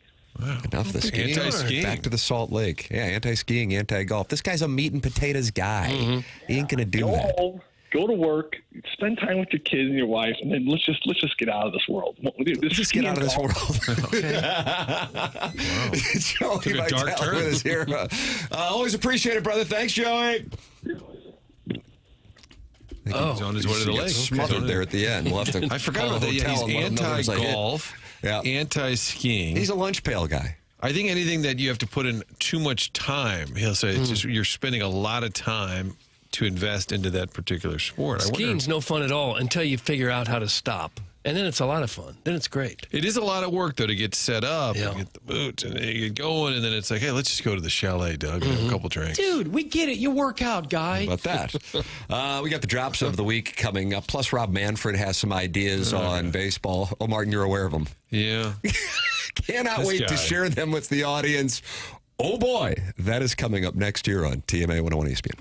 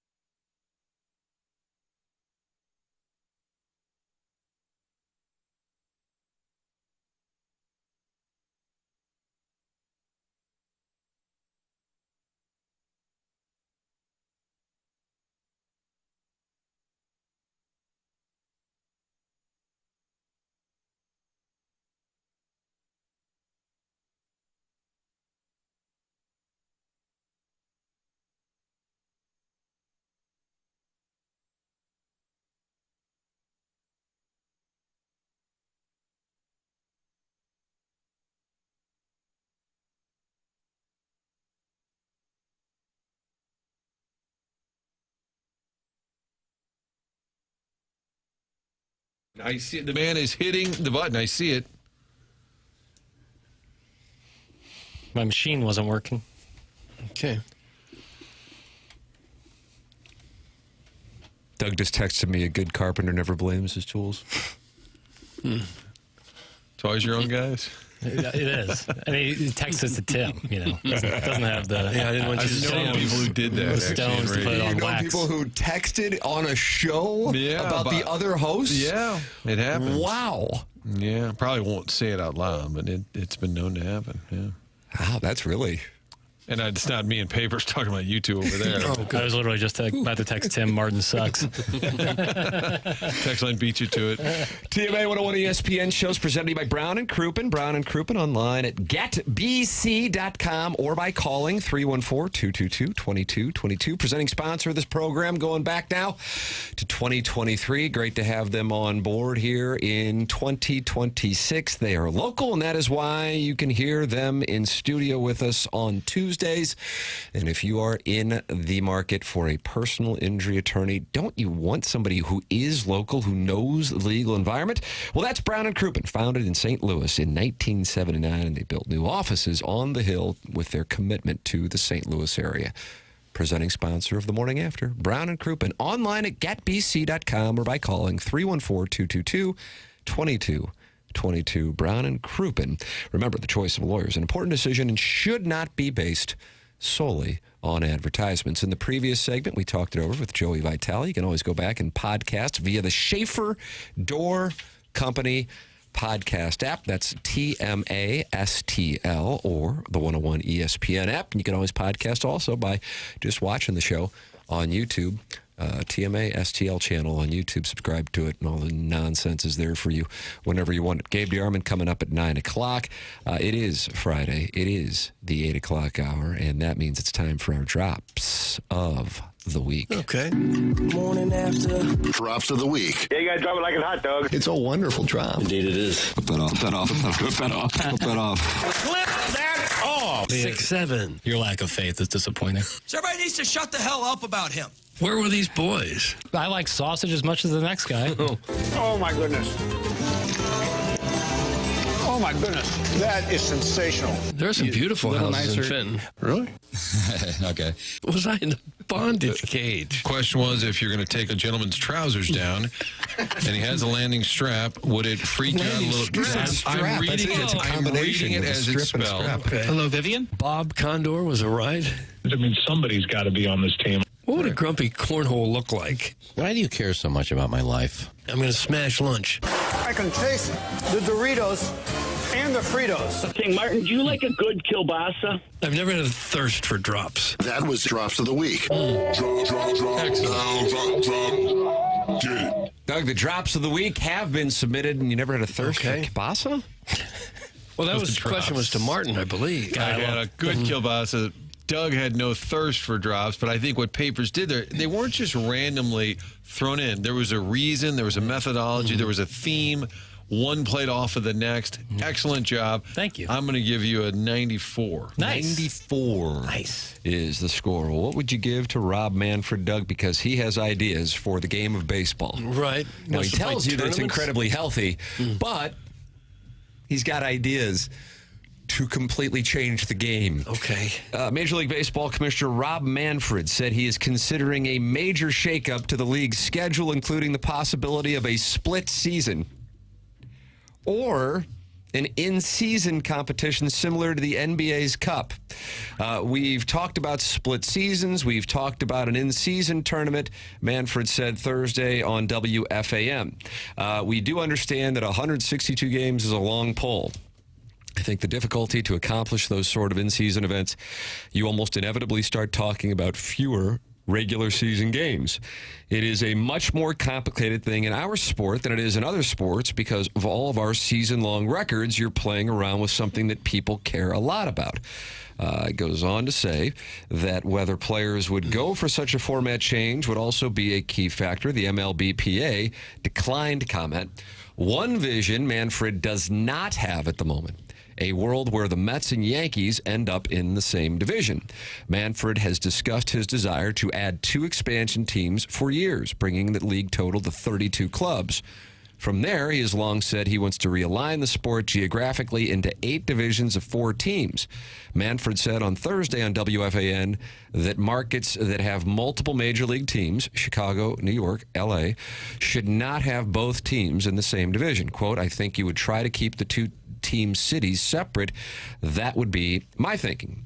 Manfred added that much still needs to be done to get to that point. That includes awarding the new franchises, which he has said in the past he hopes to accomplish by the time his contract expires, which is January 2029.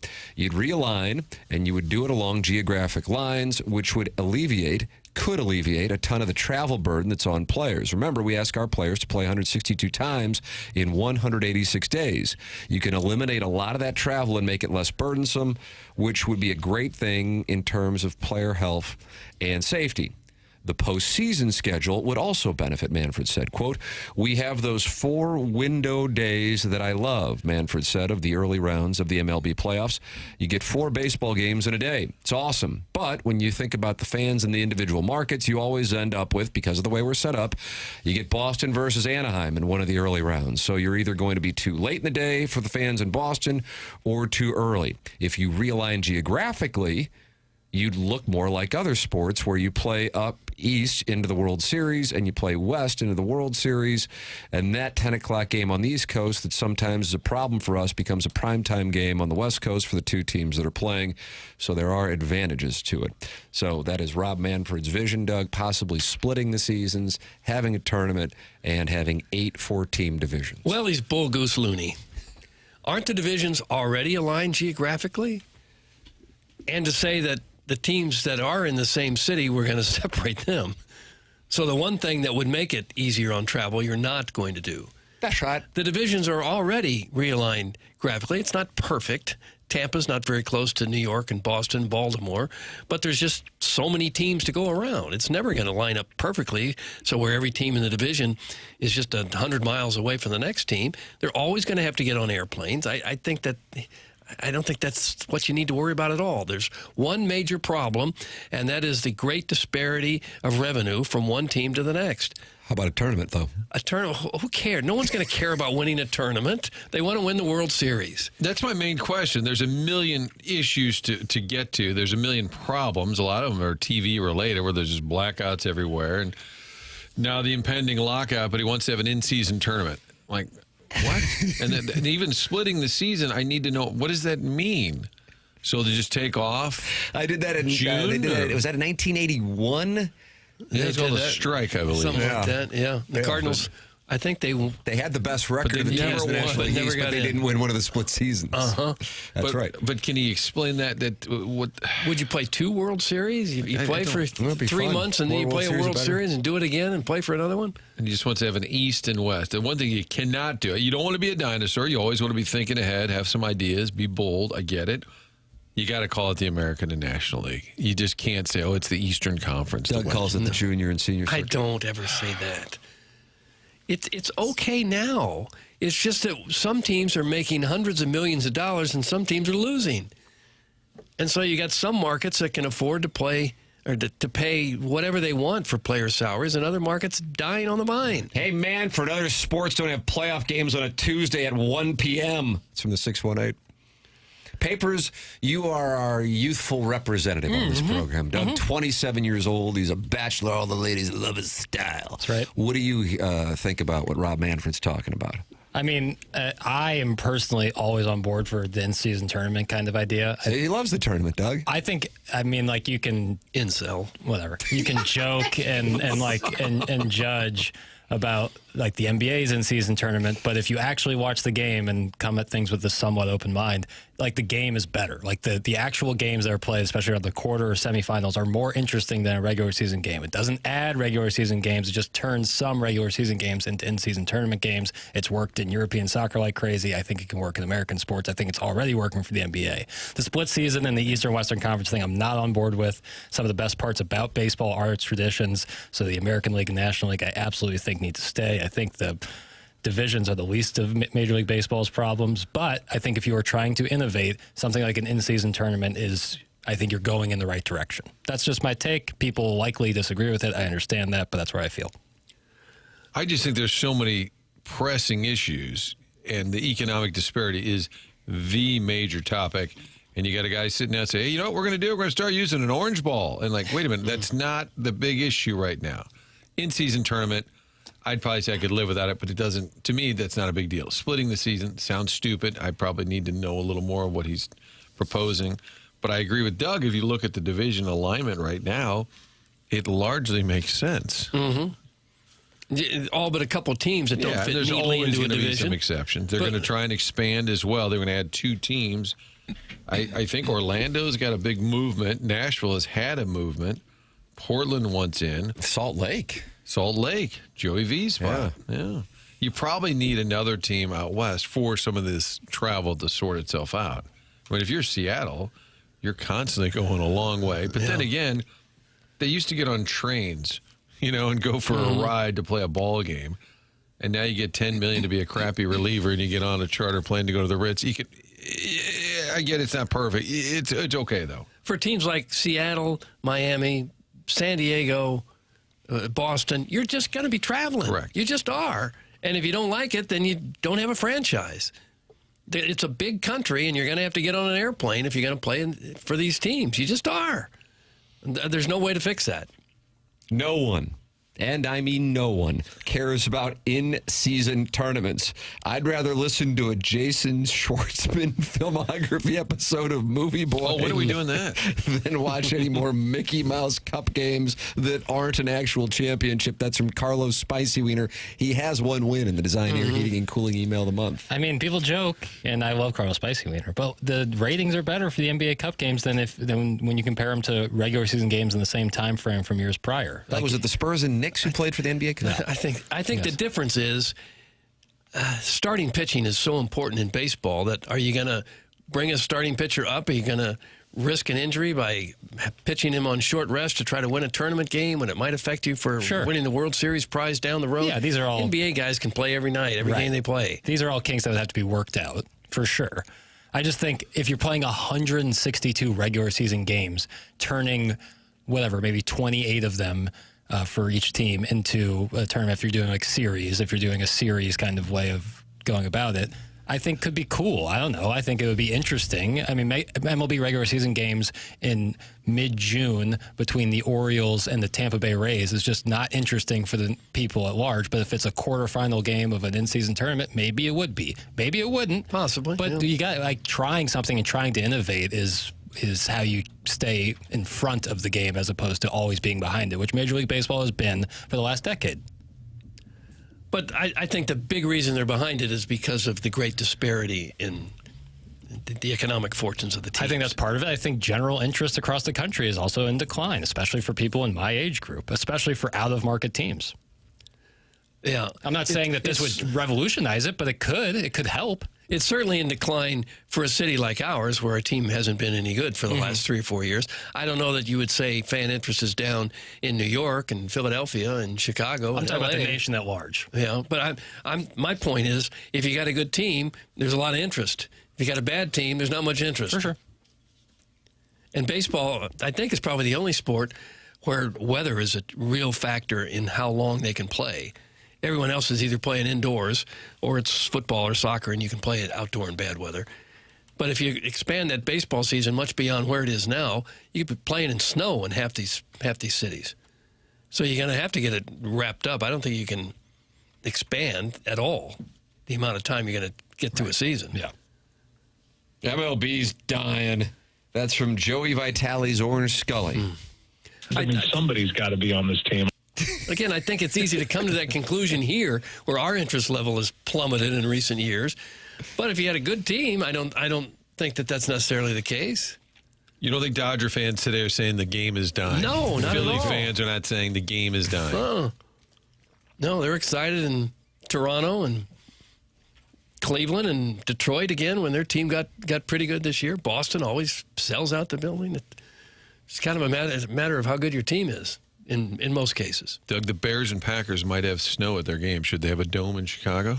I bet they wish they did. No. I bet the fans do. Come on. Wouldn't you? If a fan, wouldn't you rather sit in 72 degrees than 7 degrees and cold and wind and snow and sleet? Wouldn't you rather be There's comfortable? something about it, Doug. There's something about getting all layered up and just the elements, experiencing that. You put a dome at Lambeau Field, you would, wouldn't you? This guy. Retractable, retractable. But so if it snows, you close it? Yeah. Oh. Mm-hmm. Then you don't have to beg the citizenry to come out and shovel the place. They love it. That Bills thing is weak.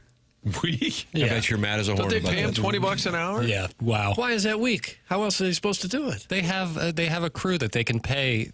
They don't have enough people. You think it's a cheap pop? Yeah, I absolutely think it's trying to get some cheap labor. That's exactly what I think it is. What, a 70,000 seat stadium? They don't have enough people to shovel. They then hire some people and pay more than $20 an hour. Or you're saying they're not getting paid enough? Yeah, well, I think they would instead of paying the staff that they already have, which would be a lot more, they would pay this guy's $20 an hour. So those people walking in for $20 an hour are taking jobs from the... No, I don't think they're taking jobs. I think it's just the Bills trying to get some cheaper labor. I think in Green Bay they used to be for free. Like you had the opportunity to come shovel. Right. That's weird. I think it's weird. But if people are into it, who am I to judge? I can't imagine how big a staff they would have if they didn't ask the public to help out. How many people they would have to shovel out that entire stadium. Did you see they're auctioning off the bathroom troughs from Highmark Stadium? Really? Mm-hmm. What are they going for? Didn't the Cardinals I don't do think that? it's open yet. Cardinals did that. Cardinals sold the urinals. Can I put in an opening bid? Which I guess if you owned a pub down at South City, and you could say Cardinal urinals. Yeah. Come Ween Peak at the trough. That'd not be a bad business we could open, Doug. I'm not in on that one. J. Dot speaking like a true kingpin of the stadium seats snow shovelers union. That's from Dougie V's BBL. You're with the proletariats. That's where I like to be. Yeah, pay them more. Pay these fans more. Give them free tickets. How about that?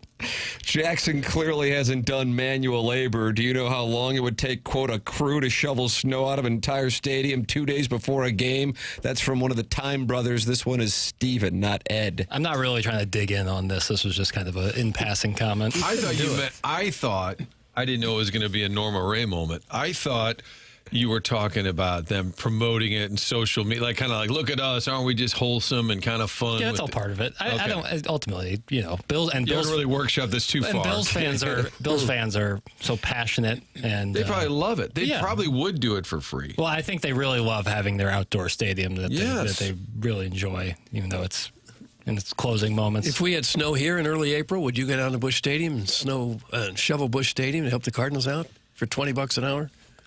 Probably not. No. But there are plenty of people who would. Hey, it'd be kind of fun. Why not? What if it was $200,000 an hour? Would that be enough? Yeah, that would get me to do it. That's what it's just about the comp for him. I understand that. Jackson can't cut audio at Jimbo Fisher or whoever it was for Mr. Tim, and he certainly won't play any drops, but he sure can brew up some bad Bills football takes. Sheesh. Thanks, and Anyong. #FreePark26. That's Brian Henshin waiting for the Colts to get an at-large bid to the NFL playoffs. Well, under Manford's new system, the Colts would get one.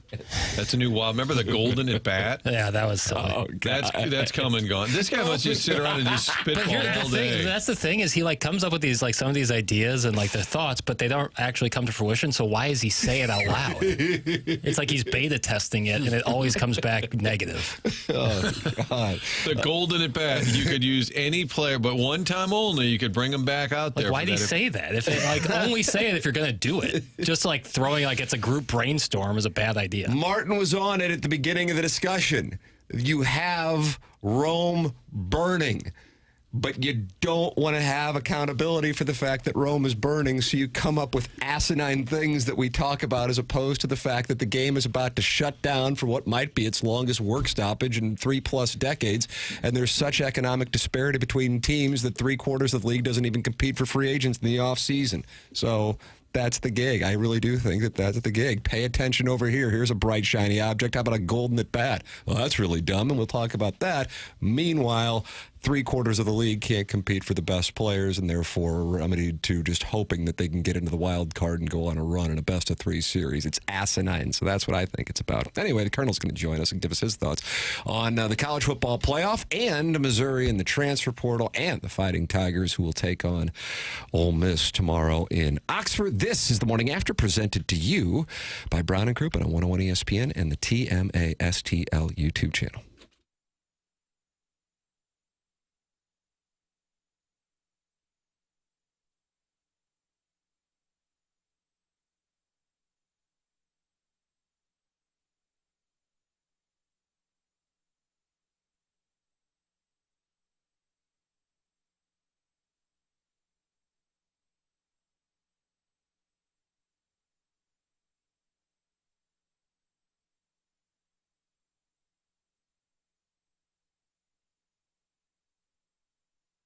Michael's has been family and locally owned for over 30 years. And Michael takes pride in helping and making sure that his employees are happy and making a great living. You can go online right now and get 3 free samples from Michael's and Proximity Mills by going to igotfloored.com. That's igotfloored.com. Michael's passion's flooring, and when you order from him, he wants you to have the best experience for the best price. Just come in or talk to him.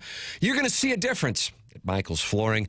They want to make sure they suggest the best thing for you and not just pushing what corporate is telling them they have too much of. There is a reason he's continued to grow through the 31 years. Employees love working for him as they feel like family, and he makes sure they're taken care of. And this then rubs off to the families buying the product as they know they have the best interest of the buyers at heart. They have it all, but Carpet's awesome, and it's back. They have so many varieties of all flooring and have 3 easy-to-get-to locations in St. Louis. They are in Creve Coeur. They are in Dardenne Prairie. They are in St. Peters. Come see why people are loving getting floored by Michael, and make sure you visit igotfloored.com.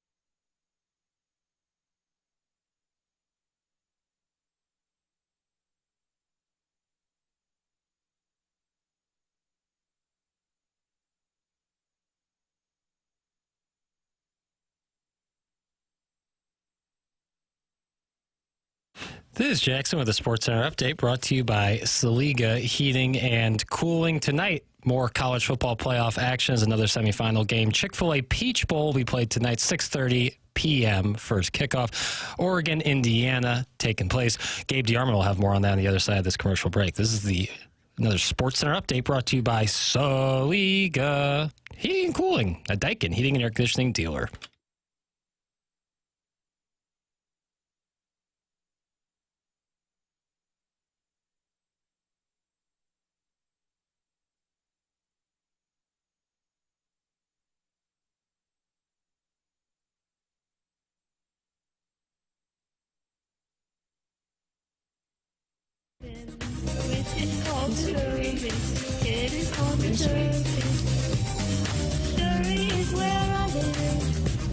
They didn't know what to do in Lexington, Kentucky when they were playing this at Rupp Arena. It frightened the Wildcats, I'm sure. Led to a glorious victory. The Colonel joins us now here on TMA 101 ESPN. Gabe DeArmond of Power Mizzou, brought to you by James Carlton. Morning, Colonel. What's up, guys? What'd you think of last night, brother? It was good. It was a fun game. I feel awful for Ole Miss fans. Yeah. Like that was so close, and just couldn't. It's frustrating to see it end A, on a Carson Beck run, and B, like, I know you never get this call, but I mean, just fistfuls of jersey on that last play. I like that, fistfuls of jersey. Mm-hmm. Yeah. It was specific to Ole Miss and Trinidad Chambliss. That was one hell of a comeback. I would have never seen that coming, with Miami getting after him in the first quarter, and really Miami dominating that game in the first half, but they only had that 4-point lead, and sure enough, Ole Miss was able to capitalize and eventually take the lead. And then that gets into the broader conversation on the SEC not being in the championship game. This will now be 3 straight years, Michigan, Washington. Then you had Ohio State and Notre Dame, and now this year it'll be one of the 2 Big Ten schools playing tonight, and Miami from the ACC.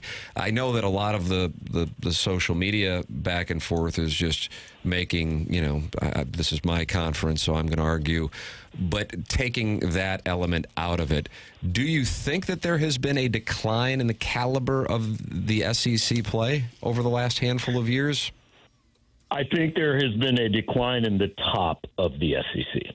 I think in the past you had 3 or 4 teams in the SEC who could just stockpile talent, sometimes for no other reason other than keeping it away from other people. I mean, their second and third stringers were guys that would be starting elsewhere, and now those guys are entering the portal and going and starting elsewhere. And so you're seeing the playing field level out a little bit. Like Georgia and Alabama were the top 2 teams in this league, I guess, but I didn't think either one of them was great.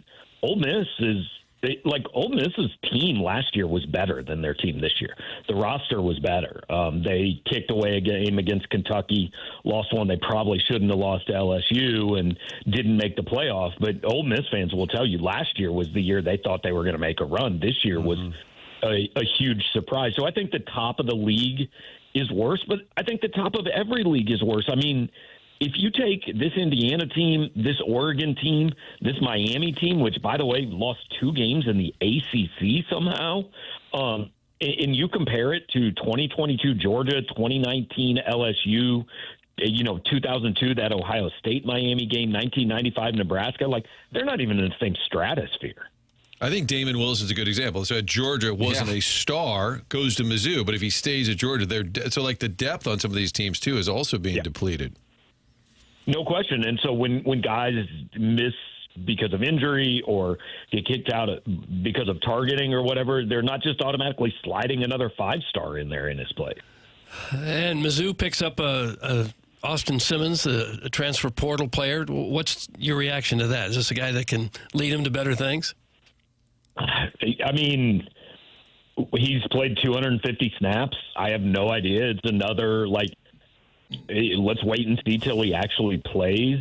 There's a lot of things to like about him, but I also understand anybody that looks at it and goes, cool, we're riding with another guy that hasn't really started games before. How should I feel about this? And understand if people are skeptical or don't love it. I don't know. We got to see him play games. I like that Drinkwitz went out and got a guy early, a guy that he clearly had targeted. I don't know if he was number one, but he was in his top group. So I think that's a good thing. But as far as whether he's a good player and they can put enough around him, I don't know. There's still a lot of holes on this roster right now. Yeah, let's talk about the portal with the news this week. What is your impression of what Missouri has been able to bring in and those holes that you make reference to? What are they, and is there any news of some potential solutions?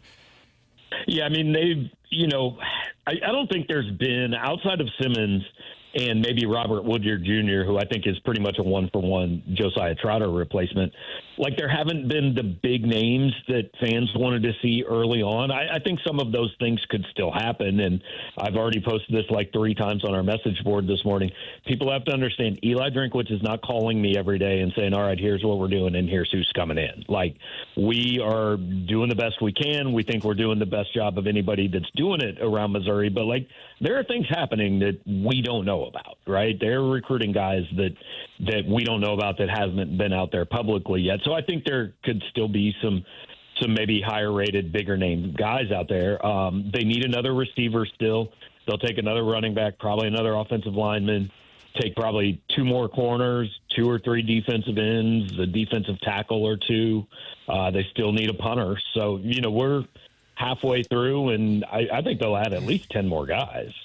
Where do you think Matt Zoller stands with all this now? Does he just calmly go back and sit on the bench for another couple of years, or you think they might have trouble hanging on to him? I mean, he'll sit. I think he's definitely not the starter next year unless he just makes this leap that, is over the offseason. He comes out and beats Austin Simmons out, which would surprise me. But I think he's the backup. Maybe even, I think they could still bring somebody in like a second-string type quarterback to compete with him, and maybe he takes a red shirt next year. And then it just depends on where you are going into 2027. I mean, if Austin Simmons is amazing and he goes pro, maybe Zoller starts. If, Austin Simmons is not great and either enters the portal or Zollers can beat him out, great. And sure, Zollers might transfer after next year. I mean, every single player in America is a free agent every single year.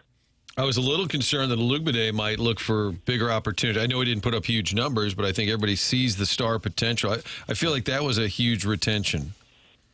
Well, and that's one thing that I think Missouri fans are not paying enough attention to. Like, they just want to go out in the portal and get all these shiny new toys. Well, a good amount of your money just went to keep Ahmad Hardy here, and to keep Caden Green here, and to keep Donovan Olugbade here, and to keep Jamal Roberts here. I would argue those are your 4 best offensive players, and you kept them all. That didn't happen for free, right? It's similar to the conversation we had about Missouri basketball last year. Like, Ant Robinson and Mark Mitchell didn't come back for free. So, yeah, that might take a little bit of the money you would have had to spend in the portal.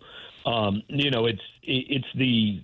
Like, fans hate when anybody leaves, but they also want to add everybody new, and you can't do it all. Unless you're Texas Tech, then you can.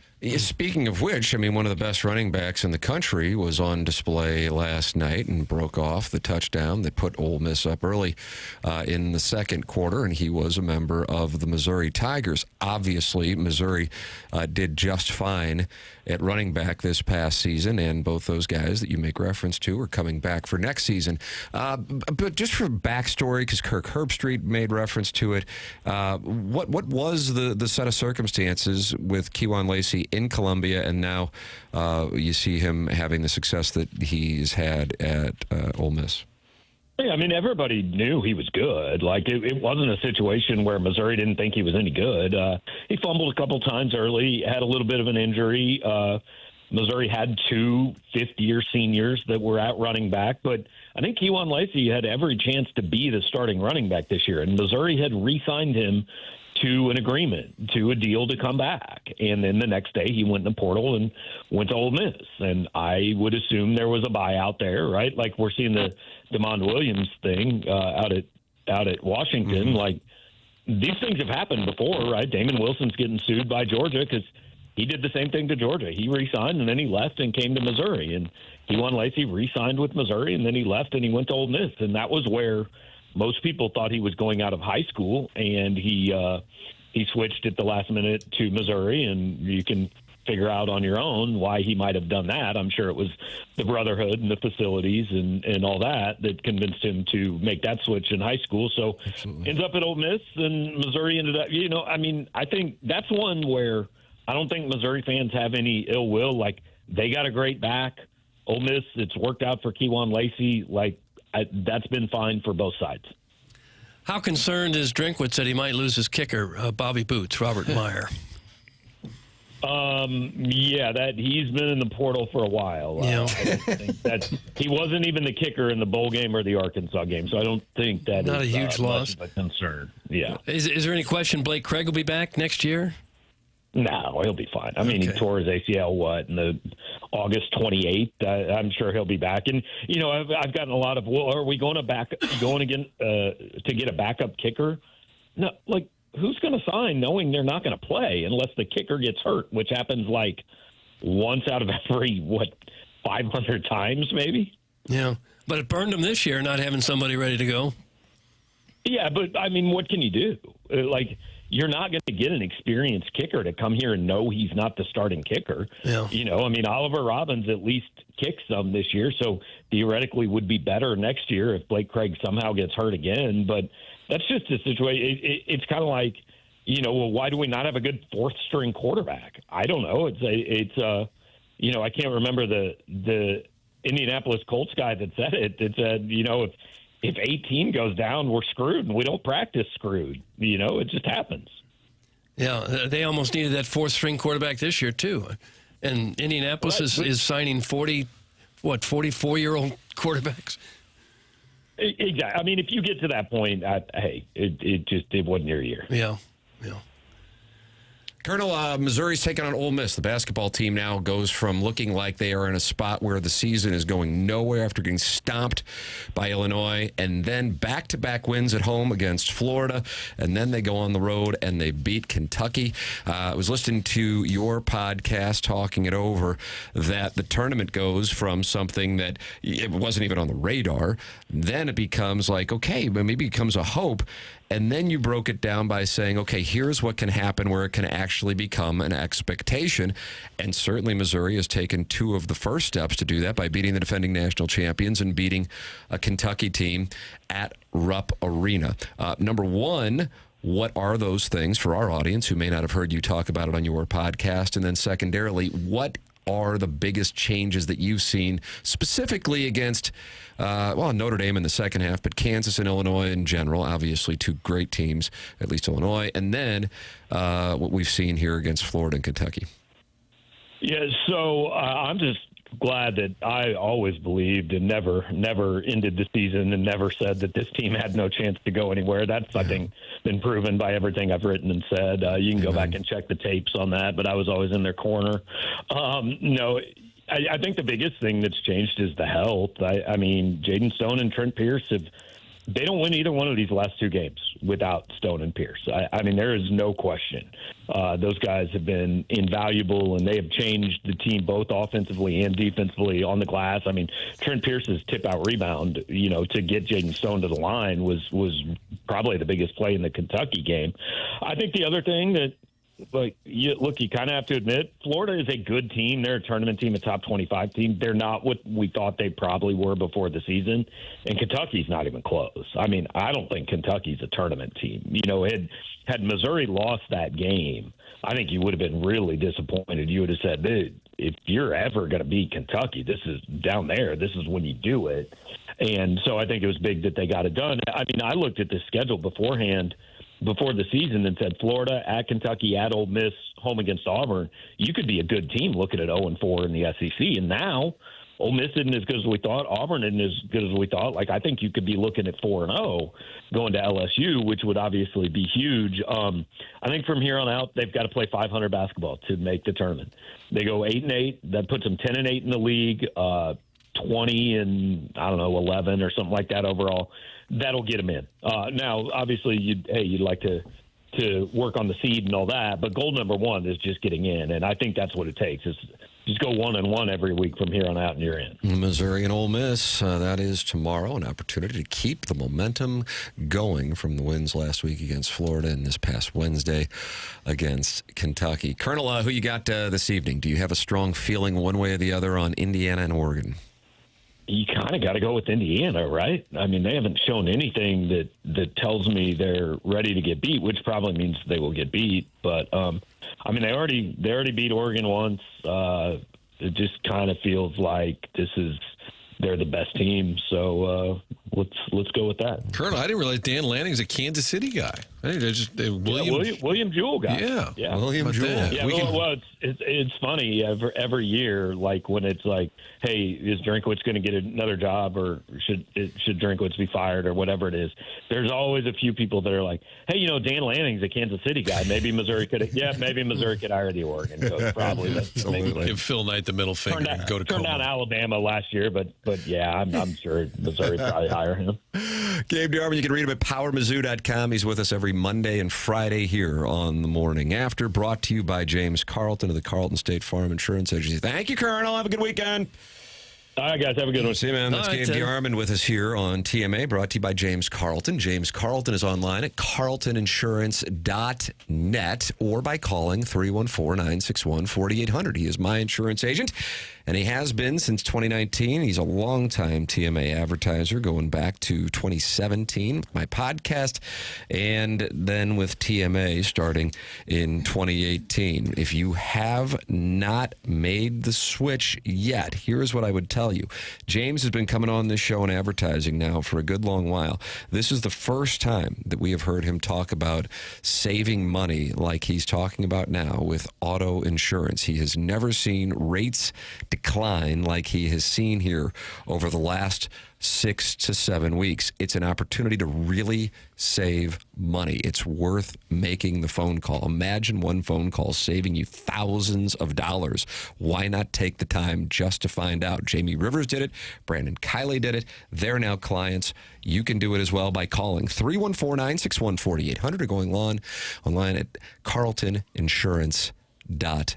James Carlton. If your insurance costs a leg and an arm, call James Carlton, State Farm. Tim McKernan, Doug Vaughn, Martin Kilcoyne with you. The Design Air Heating and Cooling email of the day coming your way at 9:45 as someone will get a step closer to a $10,000 HVAC system from Seth Goldcamp and Design Air Heating and Cooling. That's coming up at 9:45. This is TMA 101 ESPN.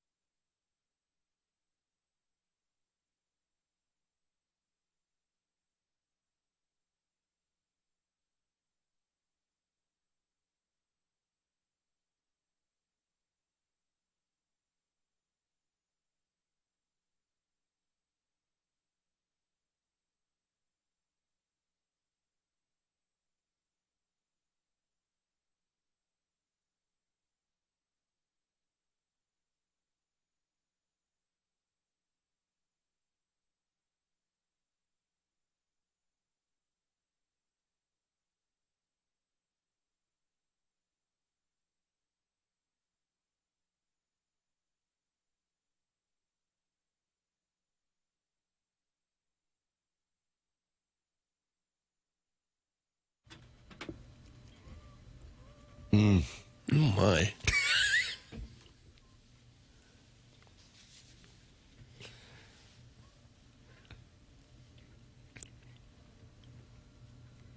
What do we have?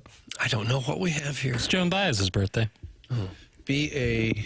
Easy, just like, and then we've got Josh Joshua. Baez. You and I were doing our Cardinal Jesus prospect Baez. rankings. At least 80. Is she older than Jimmy Plant or Roger Plant? I'm sorry. Hold Jimmy on. Page. Jimmy. No, who did we? Robert Jimmy Plant. Page. Robert But Plant. It's Jimmy Page's birthday today. I thought it was Robert Plant's. No. Oh, no wonder I guessed wrong. I thought you said Robert Plant. Joan Baez, 83. Not bad. She's 85 today. 85. Huh. Still What warbling? in the blue hell is this crap? That's from Ray King, Doug. Have you met his wife? He's a no. I've seen short, heavy pictures gentleman of with him. beard. I have seen Wife pictures. loves the blues. Looks like my buddy Gareth. Does a little bit. Is Gareth on this week? Movie boy. No, Marshy. Wow. Doug, well, you've been on the show. I've been on, but I got cucked by Rafe on the Planes, Trains, and Automobiles episode. I think I'm going to be on another episode. We're going to break down the hunting wives again. No, never again. I can't do it.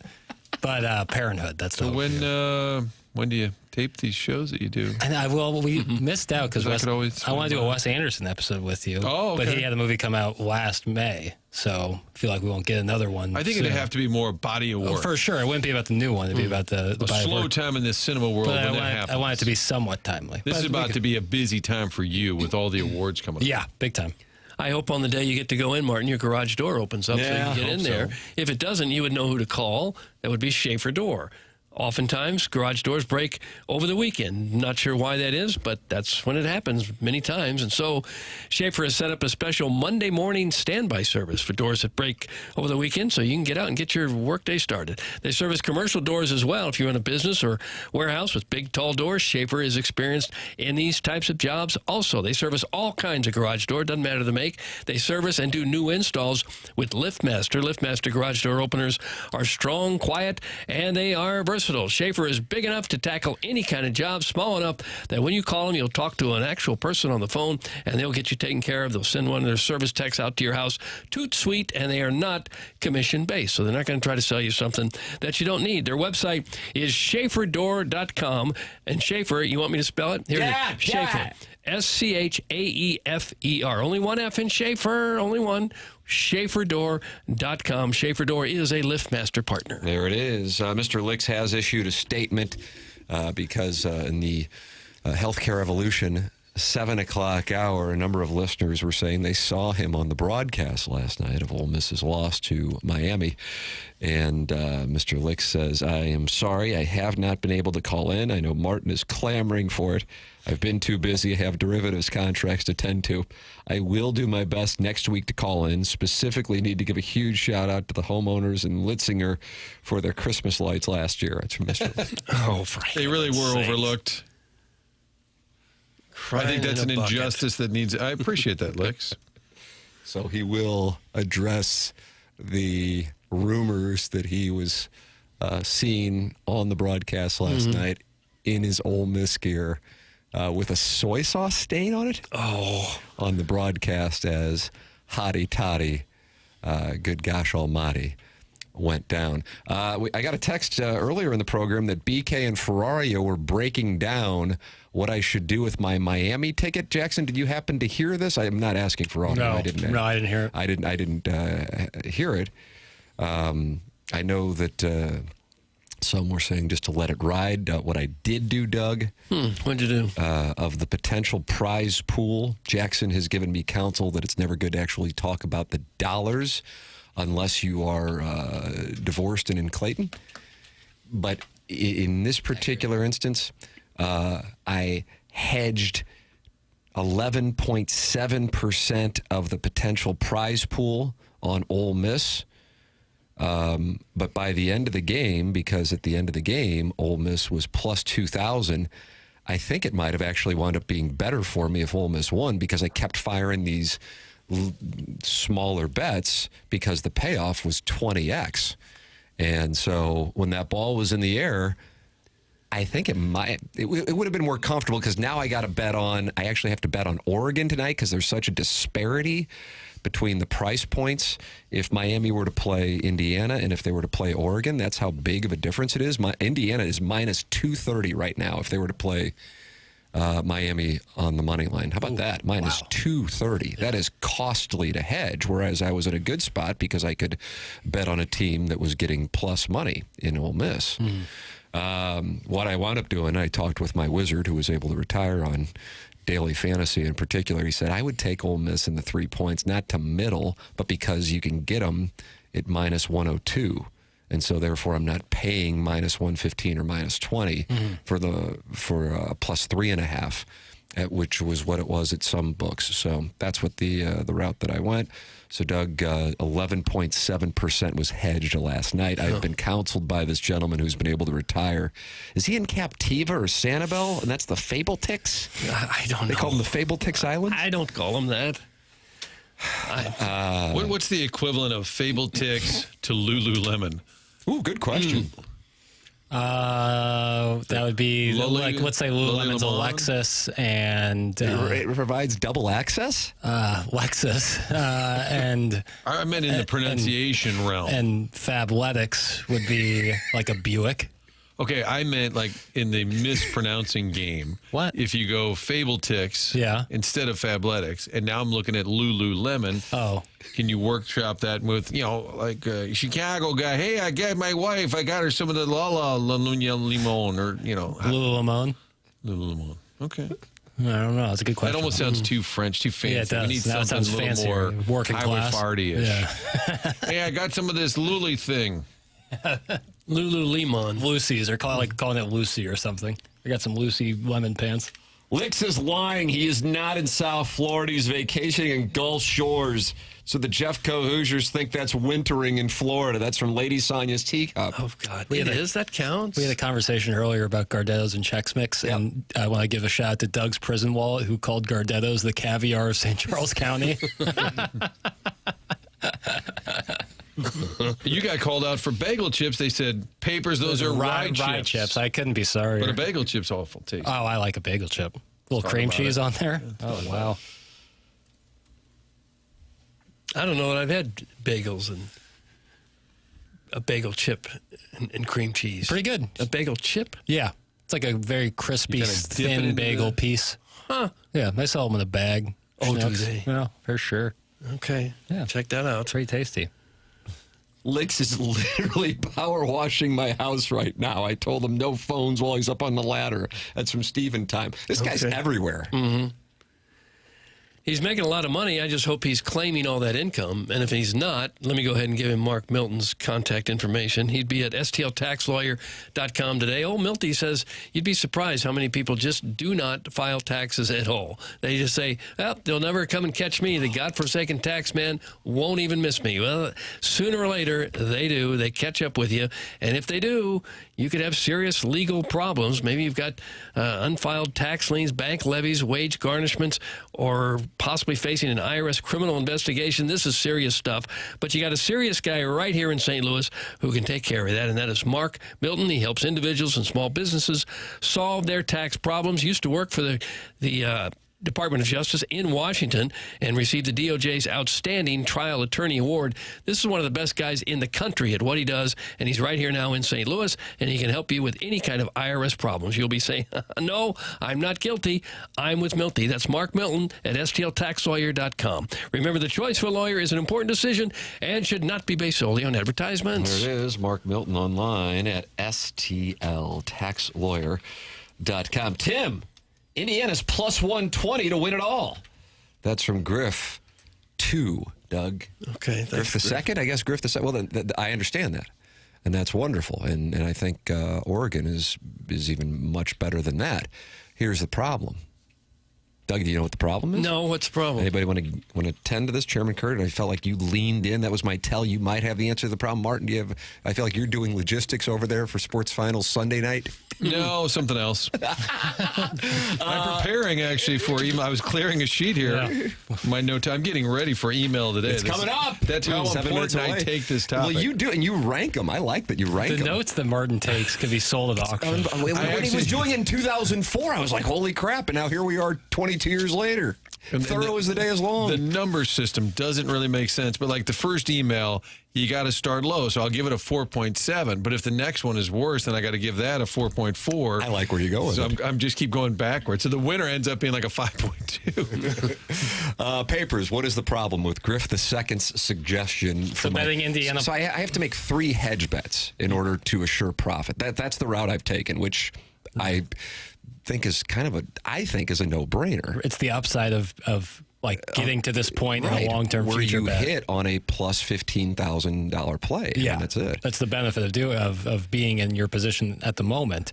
You already made one of the hedge bets, and I allocated 11.7% of the potential winnings, so that's out the window now. Right. I'm at peace with that. That's the deal. But I also have to hedge on Indiana, Oregon, because the price point is so different between Oregon playing Miami and Indiana. But if I were to just bet Indiana plus 120 to win the national championship, what happens if Oregon wins tonight? Yeah, then you're left at large. Yeah. And that's the issue. So that's the problem. Right. So you'd be betting tonight. That's where I'm a little confused. Is what the bet is for tonight? Why is that being bet? Because the price discrepancy. It's a good question. I realize most people probably don't know the difference. The price discrepancy is essentially $100 on the money line between Indiana playing Miami and Oregon playing Miami. Right. Which is kind of surprising to me. But Indiana is a 4, it depends on what book you're looking at, 4.5 point favorite over Indiana. Or excuse me, Oregon is a 4.5 point underdog to Indiana. And Oregon would be a 2 point favorite against Miami. Okay. So therefore, it's a 6 point delta between Indiana and Miami as it stands right now. But that doesn't matter because I wouldn't be betting the spread. I'd be betting the money line. Right. And so I have to bet $230 to win $100 on Indiana. Got it. Okay. But I only have to bet $140 to win $100 on Oregon. Right. I didn't think that through. The guy who retired to Florida from playing daily fantasy sports and gambling did, and I didn't even think anything of it. He goes, yeah, you're going to need to hedge a portion of it tonight on Indiana because of the different price points. Got it. Yeah, and I'm like, well, that's why you're down in Florida fishing at like 40 years old. And I'm up here, building spreadsheets to try to figure out how to optimize this situation. And backup kickers from Mizzou. And coaches who have not won against teams with winning records in the SEC. Right. Do you know after Mizzou went down the field in the Gator Bowl opening drive, I was thinking, how many games were they successful with the scripted first drive?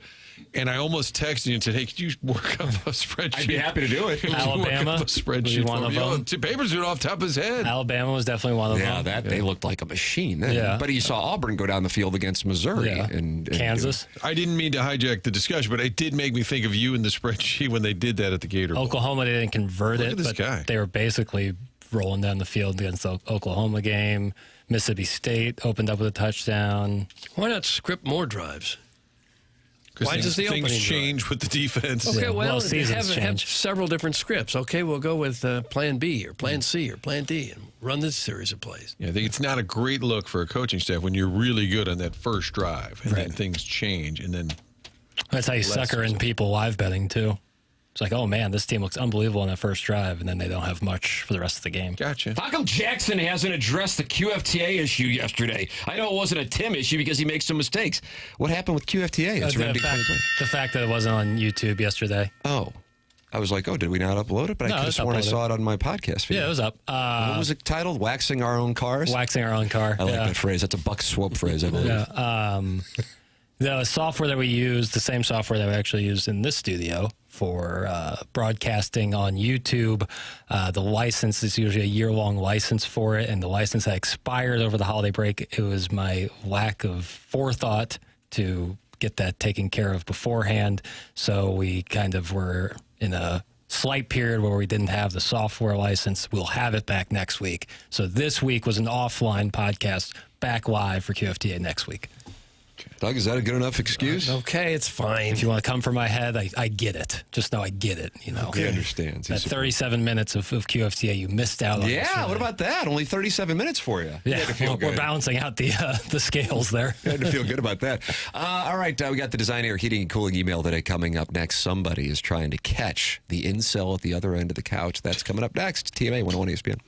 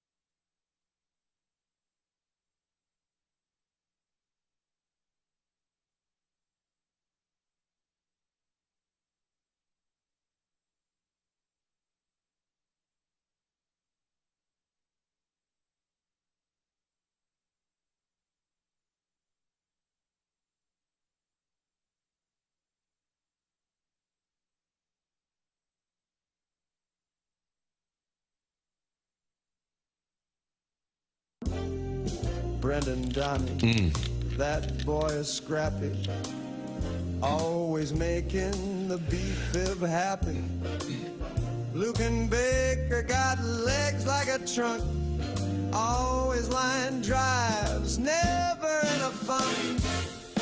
Look out now, these baby birds gonna fly. First place by mid-July.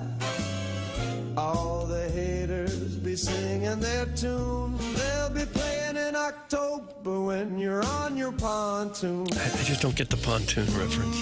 Yeah, you can't rhyme cigarette boat. Now this part is where the Rockettes would start doing the kicks. Yeah. Everyone's got their arms around each other. It's TMA 101 ESPN. Mark Hanna is the sponsor of the 9 o'clock hour here on the program. And what great real estate to have from Mark Hanna of Evergreen Wealth Strategies online at evergreen-stl.com, because in the month of January, he's got the Design Air Heating and Cooling email of the day. A lot of complaints, Jackson, about the fact that the email is in the 9 o'clock hour now. And some I've seen saying they always used to email in the 10 o'clock hour. And what I hate to do. Right. What I provide the truth is point out that from 2004 to 2024, the show aired from 7 to 10, meaning that the email of the day had been in the 9 o'clock hour for 2 full decades. Yeah, So that argument's falling a little flat? Well, it's just that it's not based in reality, unfortunately. Now, you might have recently started emailing in later. In the last 14, 15 months. Right. But if you're a long-time emailer and you started sending your emails in at 10:45, that means you have never got read ever. So I find some flaw. Now, if you're a newer emailer, I slightly get it. But then my response would be, okay, but this month we're giving away a $10,000 HVAC system. So we haven't done that before either. So if you take the good with the bad, I'll take it without. Is that facts of life? You take the good, you take the bad, you take them both, and there you have the facts of life. Yeah. And then Charlotte Red coming acting like she's all boozed up. Oh, was that Dingbat? Miss Garrett. No, that was Vera, and she was on Alice Mel's Diner. And then Flo said, "Kiss my grits." Am I right on that? I think so. That's a bad nickname to have, is Dingbat. Wasn't that was Rob Reiner's character in All in the He was Family? Meathead, and then Edith was Dingbat. Okay. What's the matter, huh? How do you script that if you're a writer on All in the Family? Gene Stapleton will join us.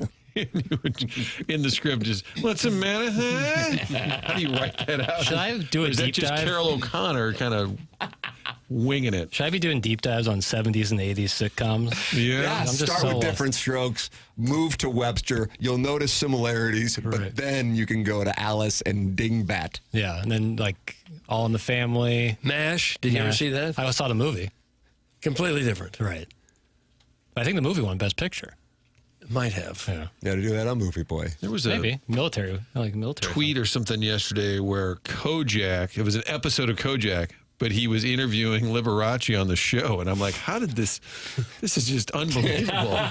Like, who decided Kojak, a tough cop, is going to somehow get sideways with Liberace? There was on the always, show? I liked when like Johnny Carson would take time off and they would just have someone fill in that was like kind of out of nowhere. Joe Garagiola would fill in for Johnny Carson sometimes. on the desk. It's wild. Abel did it a couple times. John Lennon and Chuck Berry. Really? Yeah, they did. That's when Yoko Ono started screaming into the mic and Chuck Berry's face like lights. He's like, what the hell did I just hear? And then the engineer cut her mic. That was the Tonight Show. Yeah. Gosh, I don't remember that. Good news. It's time for the Design Air Heating Cooling email of the day. Chairman, how did it go today in the emails? I mean, you've become the target of many emailers' ire in the month of January. One thing's for sure, there's emails. Oh, no. You don't like the batch. I didn't say that. Well, then stop your kvetching. Got a dozen in there today. Oh, that's a dozen, cousin. All right. The leader so far this month is the incel at the other end of the couch. All right, Kirk. Here we are again. My last 2 emails sucked butt crack. I got no votes and no motion. Tried to keep it clean, but where the frick has that got me? Time to come in and make a splash on a Friday and tell the loser on the other end of the couch that his emails have had a quick start, but will end. And then it gets vivid about. Don't get vivid. I'm just going to bail. Just going to bail. Boy, okay. Doesn't look good for him. Who was that, Tim? Bail. It was from Just Gonna Bail. Illini Lance. Illini Lance. Just going to bail. Miami's win only pleased me for a moment. Yes, the wager I placed on it would pay for my weekly Bud Ice budget, but would Tim take his winnings and run if his future on Miami hit? TMA is the only thing that gets me by on these lonely mornings when I haven't received a sausage pick from Carson Beck. I can't go back to spending my mornings at Denny's, drunkenly hitting on the waitresses and pretending that the stain on my pants didn't come from the biscuits and gravy. I don't need no gravy. All I need is Tim, baby. Doug, that's from the Tin Man. Man. Told you there was emails, Doug. Tin Man. Got to get better than that. First miss cuck. No disrespect intended. Doug, what does that mean? Is this a conversation with like people? Mrs. Cuck or just like a Miss Cuck? Mrs. Okay. But it was spelled Ms. Okay. And that was a big thing in the 70s, so you wouldn't know if a lady was married or not married. Is that what that was about? Yeah. It was kind of a trendy thing to do, a progressive thing to do. I'm Ms. But didn't Janet Jackson do that with nasty? Miss Jackson if you're nasty. Remember Miss Jackson if you're nasty. Oh, it was Haley Williams. Is that an homage? Maybe it was because it was certainly nasty. Was that 86, 87? It wasn't just if you were single, you'd be Ms. Yeah, that was the whole way to say, I'm not going to let you know if I'm married or not. It's a big thing with teachers. That's kind of the move in Clayton. When I had teachers, one of the teachers got married in the year, and she went from Ms. this, and then her maiden name, Mrs. It was very hard to adjust as a young man. And whenever I email any of the kids' teachers, berating them, of course. Yeah, right, exactly. I always struggle with that. Oh, is she a Ms.? Is she a Mrs.? I usually end up like, hey, what's up? Like, I think there was a Ms. Magazine, wasn't there? MS.Ms. Magazine? So, yeah. They're like, Diane Keaton would have been on the cover. Yeah, Gloria Steinem would have had a feature article.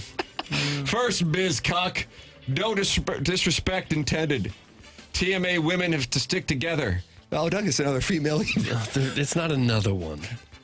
It's not easy being female in the TMA universe, which you understand, and that was the point. Now, Doug, I don't even know what the hell I just read.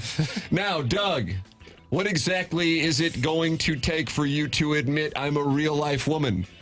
Because your tone lately has been more disrespectful than the final Lisa Ann segment. Even Iggy has been less humiliated, and that includes Leona Helmsley treating him like a hotel towel. Oh. I've taken a couple Jeffco Hoosiers for the team in my day, but wow.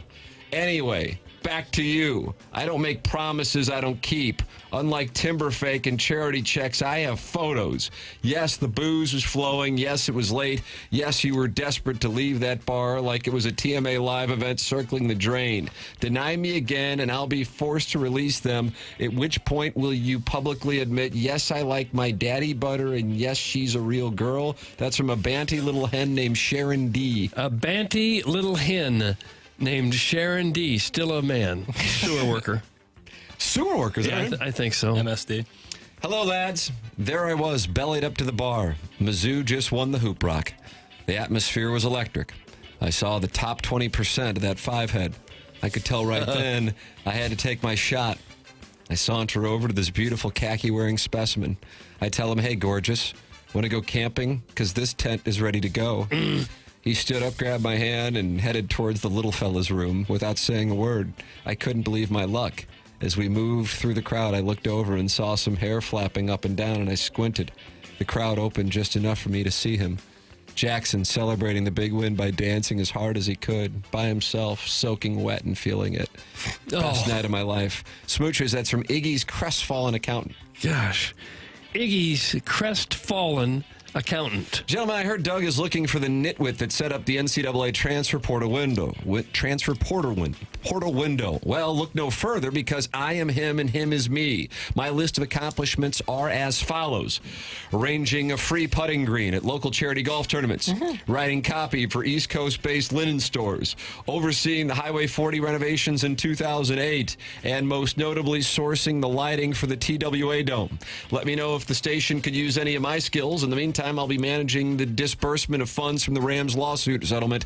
Regards, that's Mudjack Mike. Oh, Mudjack Mike. Morning, boys. The first week of this intrepid little email contest has not disappointed. I doff my cap at the level of depravity, cuckdom, and sheer lunacy that some of the listeners go through on a daily basis.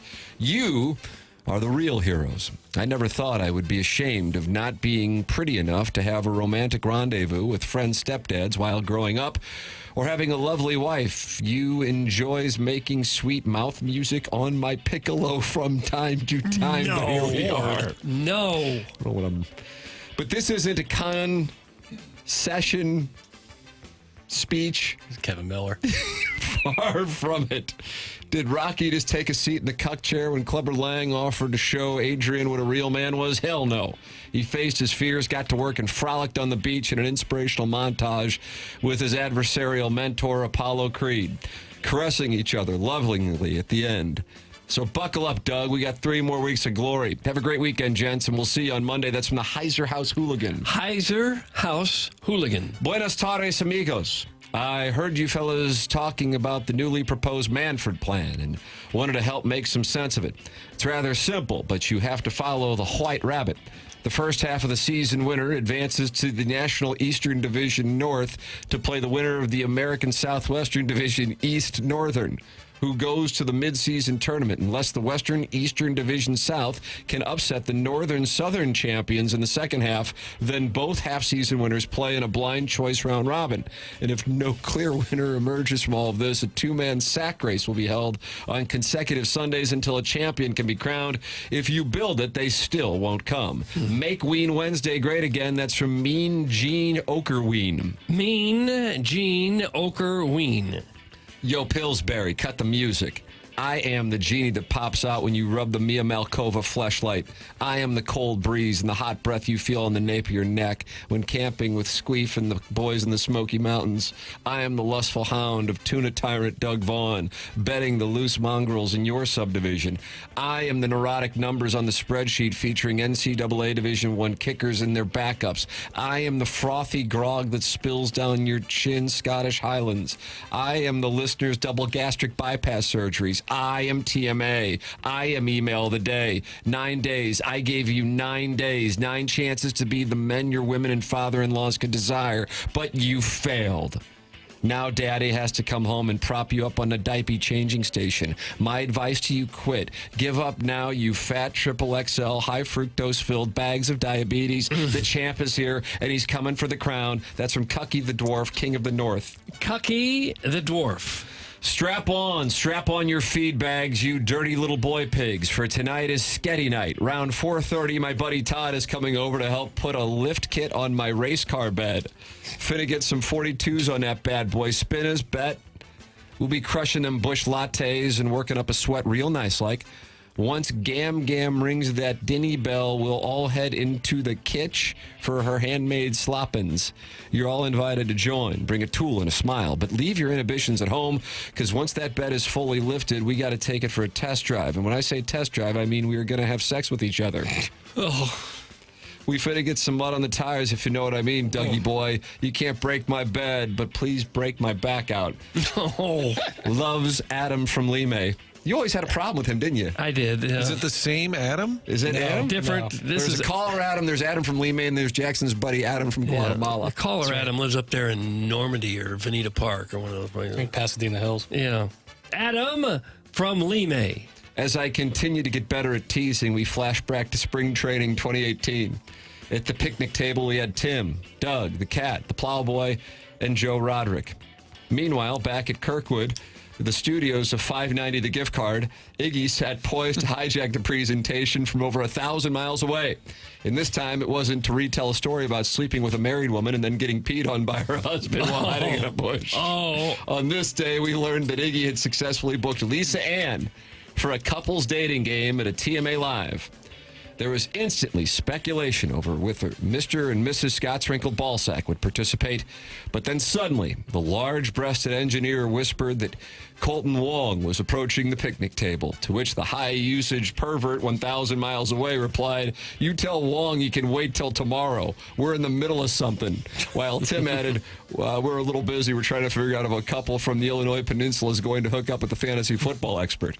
A texter who simply identified as the 101 ESPN listener observed the Lisanne dating game conversation could only happen in Jupiter, Florida, on the grounds of Cardinals camp. Forget player and front office interviews. Doug agreed. He raises a strong point, but I don't think it's going to derail our direction here. Oh, what a tangled web we weave. That's from Buck Swope, DBA, the recess lady's breast. Buck Swope. Marn, Doug's love is steady, tender, and true. No. A quiet kind of magic in all that he'll do. Older in years, but perfect for me. I whisper, ruin me, and he gladly agrees. When Doug walks in, the room agrees. Those tight khakis bring men to their knees. They hug his bulge with perfect fit. Okay. Confident cloth that just won't quit. Confident Your cloth is confident? No. He loves his tuna, simple, true, mayo dreams in ocean blue. Oh, Doug, my muse, my favorite view, tight khakis, tuna, loving you. That's from Victor, and there's a picture of the guy, too. I don't need to see it. Victor. Because you already know what he looks like? Oh, of course. Never forget. Disturbing email. And, Salty Bald Dad, who Chairman Kurt has been going back and forth with. It looks like he's in. Sometimes you just got to hold the mirror up and let them take a look at themselves. Oh, I think I know what you're saying. This isn't good, and you want it to be heard. Oh, I didn't say that. Oh, we boys? It's hard being an email of the day celebrity and the king of the trailer park. I got more knocks on back window and smacks on the side of my 96 10 than ever before. Nice. 96 S10? This is a rough start. They done called you out on that Riz Light Sports show, they would say, as we shared a nip of 99 bananas or smoked a bowl off Kermit the Bong. I gathered all 5 of my boys, Timothy, Tim, Timmy, Tim, and Filter Boy, to listen to Uncle Tim's beautiful voice say my actual name on the radio. Thank you for the best days of my life. That's from the Salty Bald Dad. Salty Bald Dad finally got read. I think it's good. Chairman Kurt is applauding. Martin's giving it a 9. Some just got NA.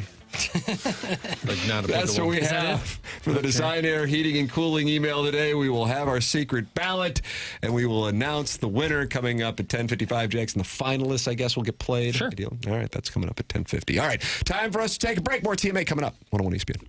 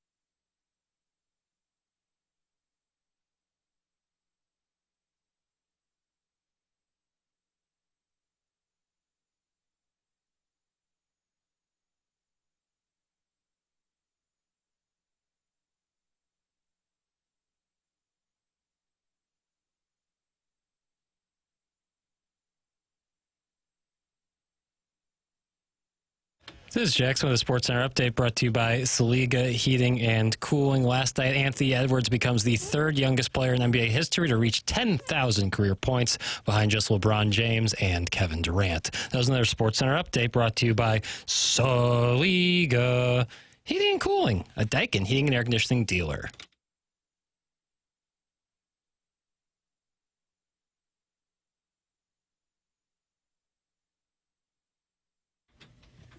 Doug, is this my boo? I don't know who it is, Tim, or the year.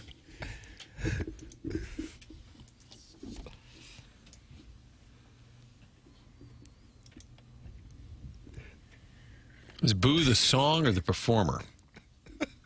My Boo is the song. That's by Ghost Town DJs. Ghost Town DJs, Doug. Doug, if your game is on, give me a call. Doug likes us, I can tell. It's not the worst thing I've ever heard. How about that? That's a compliment. Progress.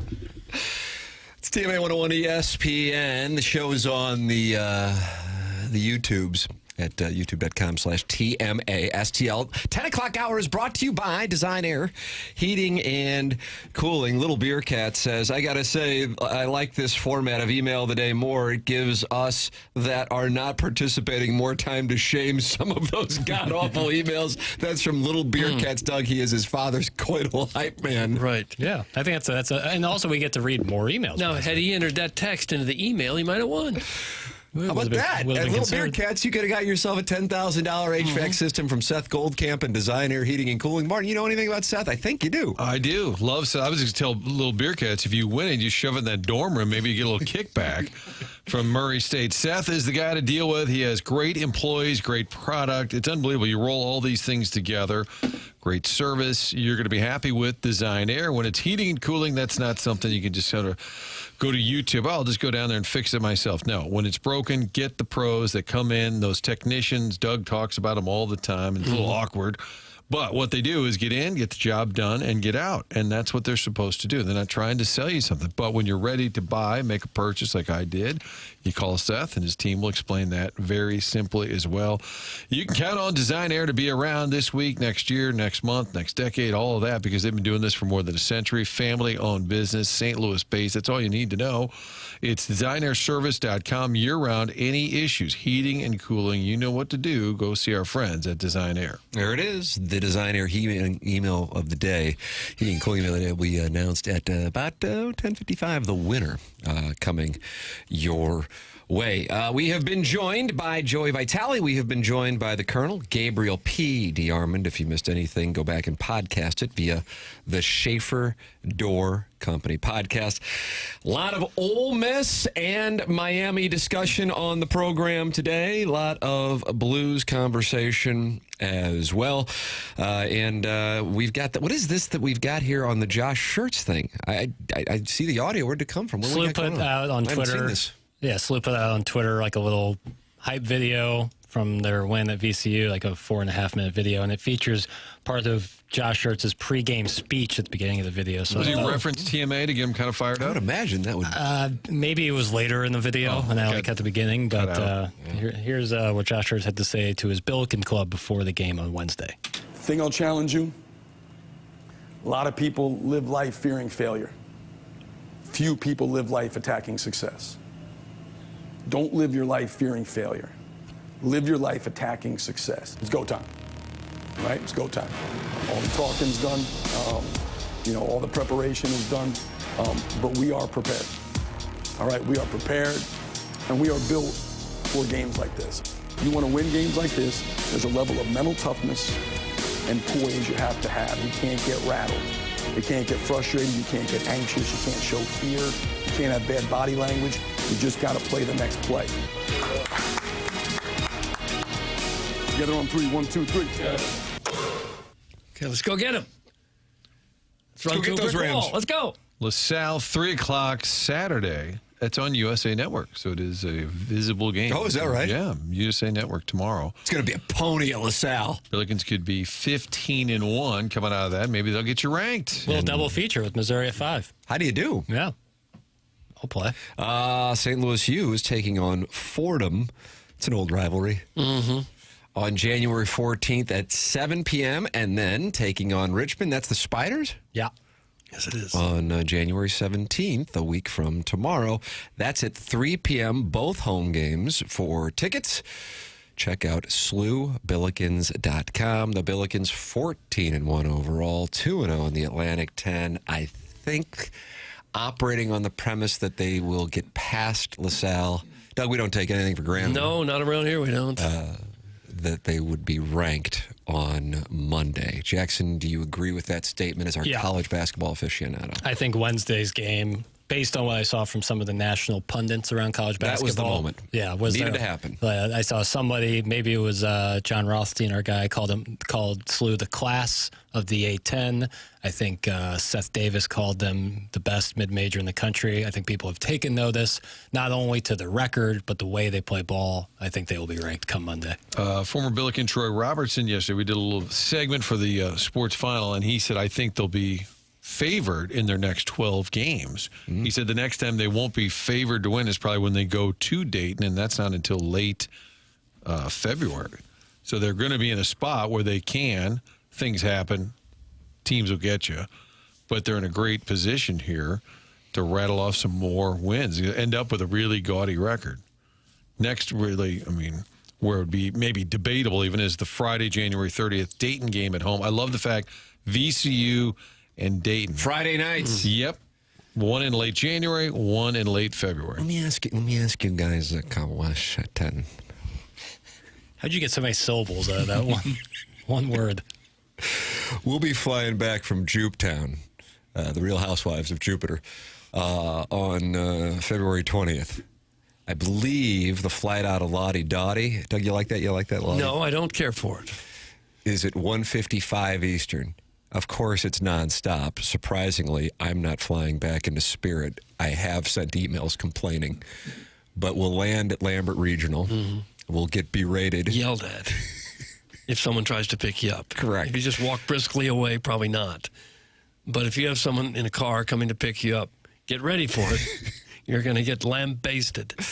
I think we can get to Chaffetz Arena for the 6 o'clock game. Yeah. And Doug, you get attacked for needing to be seen, and I get attacked for using a cane. And a derby. Purple derby. It wasn't purple. Let's just have a limo pick us up from Lambert. They can yell at the limo driver. Oh, yeah. And take us straight to the game. Take us straight there. To see the VCU Rams and the Billikens on the 20th. That's a 6 p.m. tip-off. That's right. Yeah. I think you should. Is that realistic? Barring delay. Yeah, I think you'd get home because you're gaining the hour back or losing the hour. Gaining the hour, Doug? Well, we're time traveling. Coming back, you gain the hour. Right. You pick up an hour. Will the limo driver have Tim's cane and derby? Yeah. Purple. Yes. It's polished.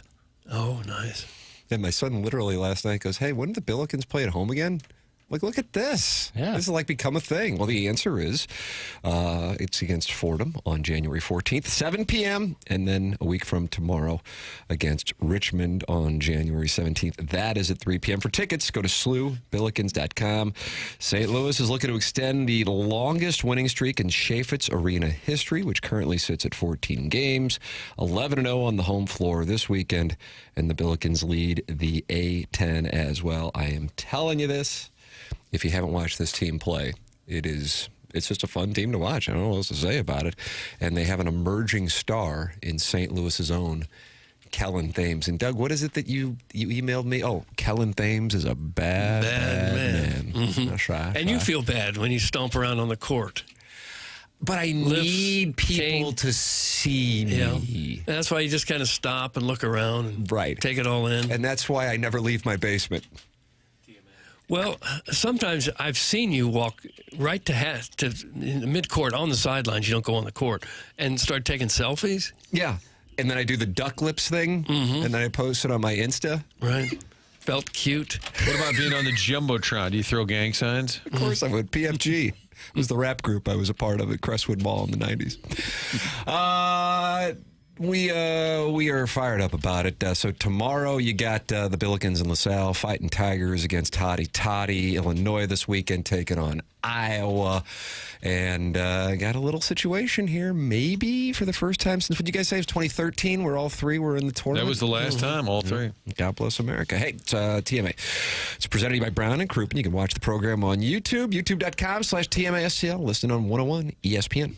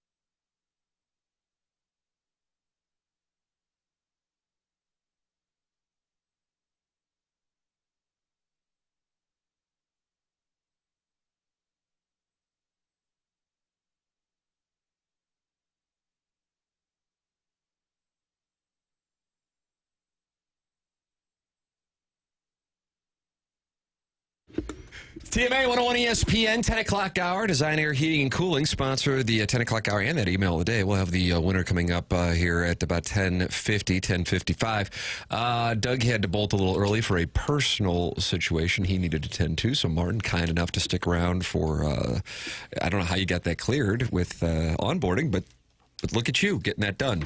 Pull some strings. We haven't talked about this today because the Cardinals finalized it yesterday, and it's something that I know you have been in touch with the Cardinals and Bill DeWitt III, Martin, on the television situation? Yeah, just on background. I never really reported anything because I think early in the week he thought, even though it was starting to come out, hey, they've terminated the contract with FanDuel, the mothership, whatever. I think he thought it was a little premature because there was still a chance. And I guess in theory, somebody could still come in today and buy out Main Street Sports and then go to all of these different teams that they have contracts with and say, hey, here's our proposal. That's still, I guess, possible, although unlikely. And so the MLB network model is what most of these teams that are kind of screwed are going to probably turn to, which I guess, there's 6 teams like the Padres. I think the Padres are the first. Their local TV deal fell apart. MLB jumped in and said, we can help get these games produced, get them on the air. It's a big venture when you're talking about all the technical crew that does it. I think that's what the Cardinals end up doing. So FanDuel, as you know it, would go away. I did see somebody online ask, it would still be Chip, Brad, Alexa, Jim. That's my understanding. Nothing would change to you, the consumer, other than where you buy it, where you get it. What that looks like entirely, is there an MLB channel on DirecTV you go to? It wouldn't be all on the app or anything like that. It's still going to be available. But how, where, they couldn't tell you. God. It's a big old mess. But if, really, like I said, in the heyday, it was $70 million a year. So before the Cardinals played a game, they had a check for $70 million. And then in the last couple of years, and I don't know the math, but let's say it was 40 or 50, maybe less. And then now it's 0. You can go back and make some of that up, selling direct to consumer, but you're not going to get the $70 million. So yesterday, the Cardinals, among 9 teams, Martin, who terminated their agreement with FanDuel Sports parent company, Main Street Sports Group. The move does not eliminate the possibility that they'll return to Main Street Sports Group on a renegotiated deal as the club continues to look at options. A source described, this is in the St. Louis Post-Dispatch this morning, and no decision has been finalized. The Cardinals are also considering moving their broadcast to MLB's production, which, Martin, you were just discussing, which already houses and distributes 6 teams. The Blues broadcasts will remain on FanDuel Sports Network for now. The team gave a statement to the Post-Dispatch, and they said the following: the Blues continue to work with FanDuel Sports Network as well as the NHL in an effort to resolve any issues related to the existing contractual relationship. In the meantime, fans can expect all Blues games will continue to be broadcast throughout the season, including at least 4 FanDuel Sports Network broadcasts being simulcast over the air on KMOV and Matrix Midwest. So the Blues situation is also up in the air, but for the purpose of this season, nothing is going to change. The Cardinals is to be determined. And I think if you're the Blues, even though I bet money-wise it's a hit, you probably need that continuity for your fan base. You can't just turn it off. You can't say we're not doing business anymore with FanDuel. I think they've got to just get through this season. The timing for them is probably even worse than it is for the Cardinals. The reaction in our Air Comfort Service text inbox, 314-399-9646. Merp the Barbarian says, well, whatever happens, I hope we get to keep Chip and Brad. That's from Merp the Barbarian. Martin, you said that. Yeah, my understanding, that doesn't not change. Changing. Let's see. Would it be on Charter? That's from the 636. I would imagine. I think they'd get it on all the outlets. Just what's FanDuel available on right now? DirecTV, Charter, all of the. I think it would be the same idea. So I am a YouTube TV customer, Jackson. You are as well, correct? Yep. And so what I do, what do you do? I use Prime. That's how I watch it. That or I'll sign in through the app. Okay, you just go directly to the app. Yeah, okay. Right. So that's how I watch it.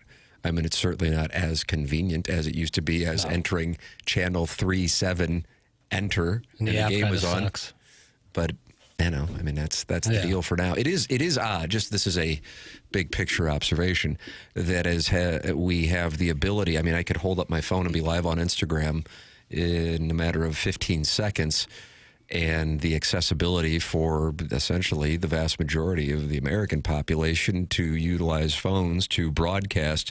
We now have a difficult time accessing games in some of the 4 major sports. Not all of them, but some of them. It has gone backwards in the ease of accessibility. And we talked about this maybe yesterday, earlier this week. I think if you're the Cardinals, the timing couldn't be worse because as there's chaos and confusion, you want people seeking out your product. Or at least being able to easily find it. Yeah, and if it gets harder to find it or it's just trickier for the audience, what has MLB now? What do I do?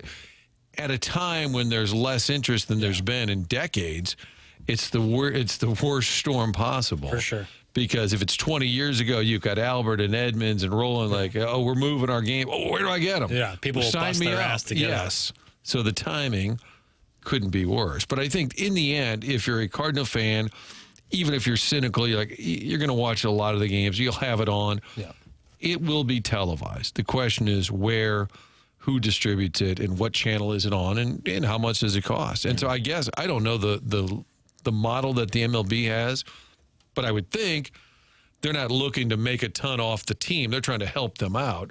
So there's got to be some math there where you got to pay for the production, or does MLB underwrite the production? You pay them back as a team based on what you bring in. I mean, there's all this weird math that used to be. It was simpler. I always thought the Cardinals should just start their own network, like Yes Network, because every bar in St. Louis would have the Cardinal channel on all day. You'd play some historical games. You could have talk shows all day, long-form interviews.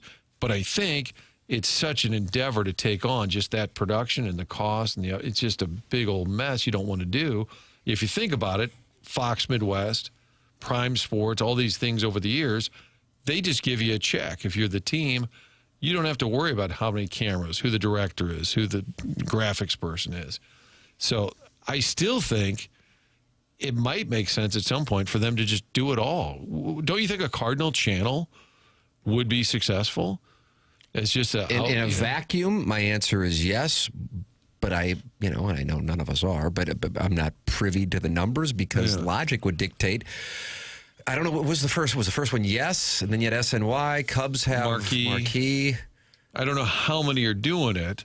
I just can see the product itself being consumed, even at a time when the interest in the team is low, because we put on what is FanDuel now at times up here. And it used to be, it was always poker. No offense to him, but it was always, then maybe it's like a boat show. Or it was some never darts. Yeah, it was never the Some greatest fringe sports. Yes, it was never the greatest content. But then later in the day, here comes the Cardinal game. But if all day, you could do a sports show at Ballpark Village where you're taking calls or whatever, and then you go, hey, here's our game of the day, and it's from 1984, and it's Willie McGee. Do you think it could work if it was like all connected? Blues, Cardinals, all that stuff? Well, yeah, the two teams, I think, if they got together, yes, you would think there would be there's synergy already. I mean, they get along. But, who's the big dog? If the Cardinals say, it's really our channel, we'll try to get to yours. I mean, you could have some ego probably at play. Yeah, you could have a Giants-Jets situation, but, I mean, the issue here is you're talking about baseball in St. Louis. You're talking about hockey, incredibly popular. You have 162 games for one. You have half that for the other. But then you also have the unique spot. What about conflicts? I mean, it's again, a lot of this kind of like the college football playoff thing. Well, this sounds good. Yeah, why don't they get together and fix it? Well, who is they, and how does it work when you actually get into the minutia? And I know that stuff can be incredibly tedious to try to break down, but there will be a change, not because people think that it is right, but because it has to occur. You now have organizations terminating agreements, and the Cardinals were one of those organizations yesterday. It is 10:36 in St. Louis. The time check brought to you by Clarkson Jewelers, an officially licensed Rolex jeweler. Tim McKernan, Martin Kilcoyne with you on the program. Little Jackie Papers on the ones and twos as Doug had to bolt a little early today for a personal situation. Martin sticking around, and we will take you to the top of the hour with BK and Ferrario. We'll announce the Design Air Heating and Cooling email of the day winner before handing it off to them. This is TMA on 101 ESPN and the TMA STL YouTube channel.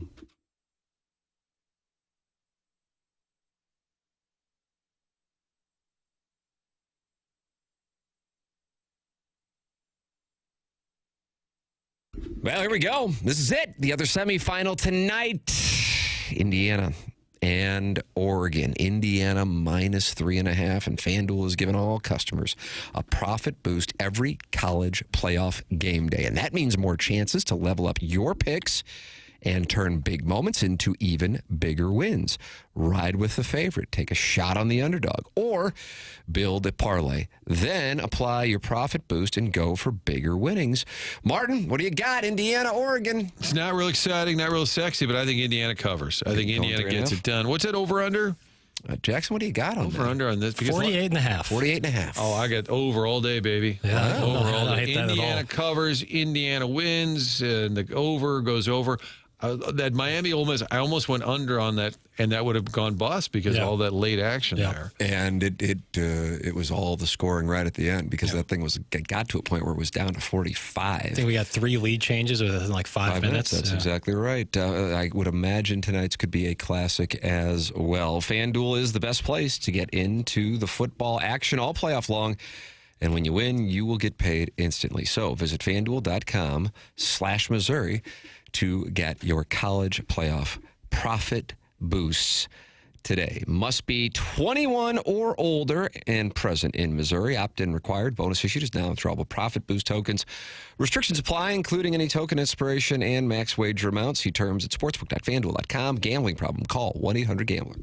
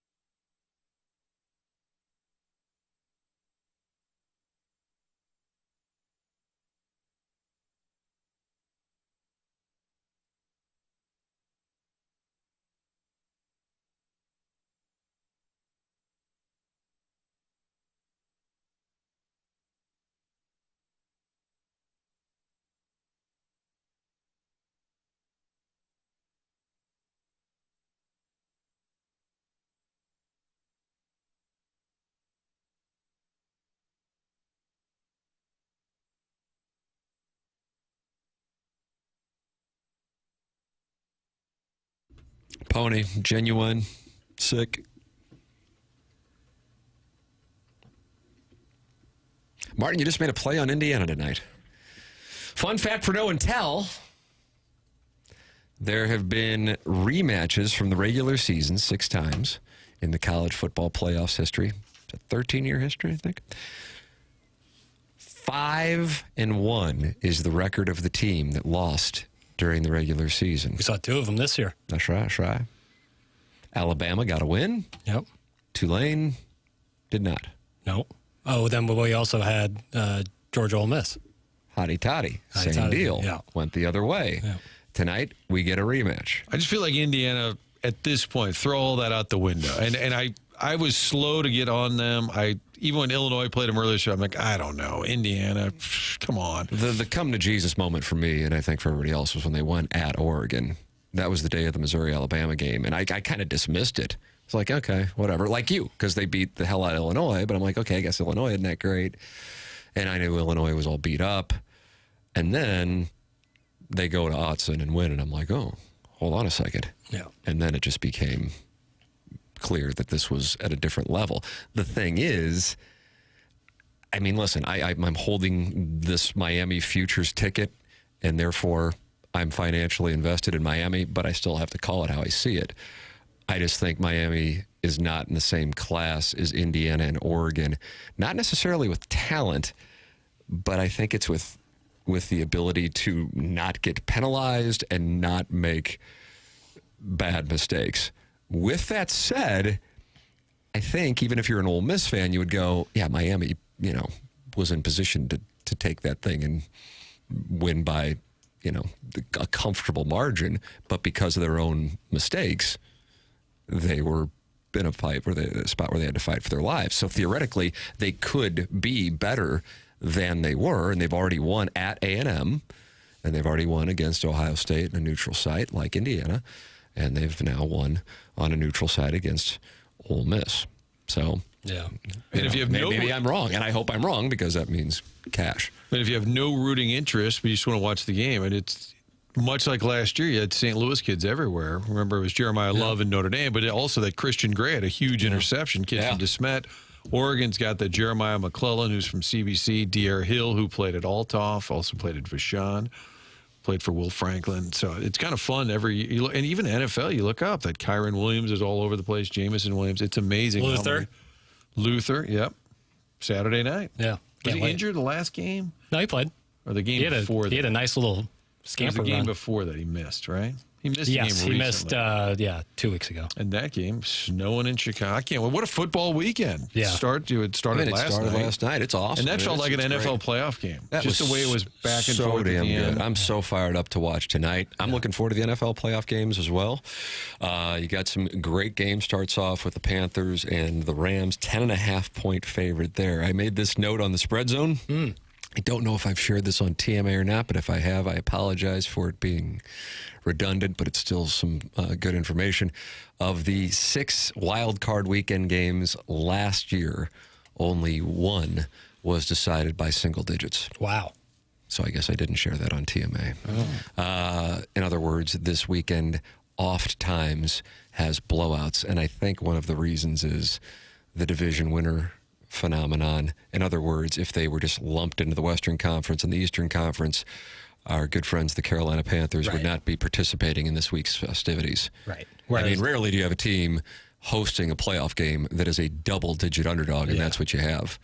So that you sit there and go, oh, yeah, I guess Carolina, they did beat the Rams, but the Rams are... Yeah, the Rams are with the Seahawks and Niners, Throw them in the Panthers division where they... Niners are a little beat up. I'll be curious to see how that translates when they're at Philadelphia, because I don't really trust the Eagles. I'm looking for blowouts here. Rams, Carolina would be the most obvious. I would Packers, say Bears feels close. Patriots. Chargers, Patriots would be one that I would consider blowout live. For the Patriots to stomp on L.A. I love the over on the Bills and the Jaguars. I love that, but then you sit there and you go, okay, it strikes you as so obvious that in the playoffs, the strategy Buffalo may try to employ, because Josh Allen is 0-4, albeit 3 of those games are at Arrowhead, 0-4 on the road in playoffs. and they have such a bad run defense that they try to alter their strategy, because otherwise I think if it's a regular season game, they just go, okay, and we'll go our offense against your offense. And we'll see what happens when it's all said and done. They're saying bad weather in Jacksonville, which is into the Bills' favor. Yeah. Like the worse the weather, the better it is for Buffalo. Supposed to be windy tomorrow night in Chicago for the Packers and the Bears. And then it all is capped off on Monday for the Texans and Steelers. So Joe's probably prepping, but maybe tonight, why don't we just all swing by to watch the big game, right? Hoosiers will have the game on, I'm sure. Joe Bucks. They're talking about Prod Joe. He told it. Either Prod Joe's or Joe Bucks. We swing by first half with Prod Joe. You think he'd open the door for us? Joe Buck. Oh, God. He often says it when I stop by for a scheduled interview, TV, like, so you did show up. Like, wait a minute, I thought you were excited. I thought you were bring pastries or something, you know? What is this? Bagel Hope chips? everything is good with Doug. Oh, because he had to personal leave matter. early. It's not. Yeah, it was something he told us about a few days ago. Yeah. It just has a, I don't know. It's got to go to a something. funeral. I mean, that's it. I guess I didn't want to say it early because I didn't know whose business it is. Right. It's not a big deal at all. I was Conspiracy theory. Martin, because you're new here, is that right? Yeah, I'm new here. The TMA conspiracy theory world is a hauntingly beautiful place because it's beautiful and that people care that much. It's haunting in the fact that it's wrong so much. I hope everything's all right with Doug. Well, I mean, he's driving down the road. I was waiting for the early texters. I hope so. I don't know if there's traffic. I wanted them to say, gee, Doug, why are you so dressed up? And it's like, well, he's going to a funeral. Yeah. And then you always feel worse. Yeah. I do it to people all the time. Wow, you wore a tie today. Yeah, at a funeral. Oh, sorry. So, how's everything else going, though, huh? Yeah, okay, yeah. How's the play, Miss Lincoln? Bears will cover, huh? What do you think? Awkward. Yeah, I'm paranoid on this show because you have these cameras, and it's not really a TV show. Like, some shows are made for TV, clearly, but we have these cameras here, so people like to watch on the YouTube. If I ever, just scratch the side of my nose or, people assume you're on coke? I'm assuming it'll get clipped off. Look at this guy. Says he's scratching his nose. Like anything. He's doing junk. Yeah, anything you do can be manipulated. So I do the show entirely paranoid. It's understood. It comes with the territory. We'll have the Design Air Heating and Cooling Email of the Day winner coming up here on the other side of the break. BK and Ferrari at the top of the hour live from Centene. This is TMA, presented to you by Brown and Crouppen on 101 ESPN and the TMA STL YouTube channel.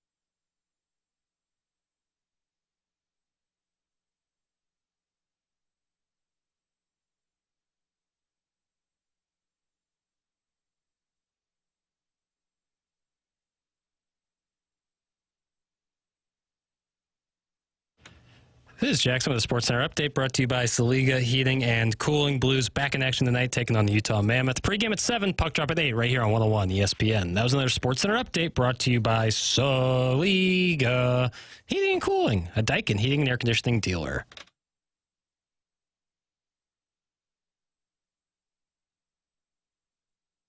It's TMA 101 ESPN. You miss anything, you can podcast it via the Schaefer Door Company podcast. Schaefer Door online at SCHAEFER door.com. Call or text 636-782-3608. It's going to give you the quickest response time. They service all kinds of garage doors for service and new installations and have Monday morning standby service for the doors that break over the weekend. That's Jason Gosrow and Schaefer Door Company online at SchaeferDoor.com. They also service commercial doors as well. So if you run a business or warehouse with big, tall doors, Schaefer's experienced in these types of jobs. Check them out at SchaeferDoor.com or call or text the number they set up specifically for TMA listeners. That's 636-782-3608. Schaefer Door, a CHI overhead door dealer. We have poor time management by me once again, so we're not going to be able to play them. So you can email me your complaints, TMCKERNAN at InsideSTL.com. Jackson, the winner of the Design Air Heating and Cooling email today is... Another new winner. Sharon D. takes home her first win. Yeah, first woman. A lady were to win the HVAC system from Seth Goldcamp and Design Air Heating and Cooling. I mean, what a step forward for this program, you know? Huge moment. Yeah, it will really be changing the guard. Congratulations to Sharon. You are on the board for winning the Design Air Heating and Cooling email of the day. BK and Ferrario are up next. For Jackson Burkett, for Chairman Kurt, for Martin Kilcoyne, for my brother Kevin, for Douglas Elvin, Vaughn, and Tim McKernan, this has been The Morning After, presented to you by Brian and Crouppen on 101 ESPN and on the TMA STL YouTube channel.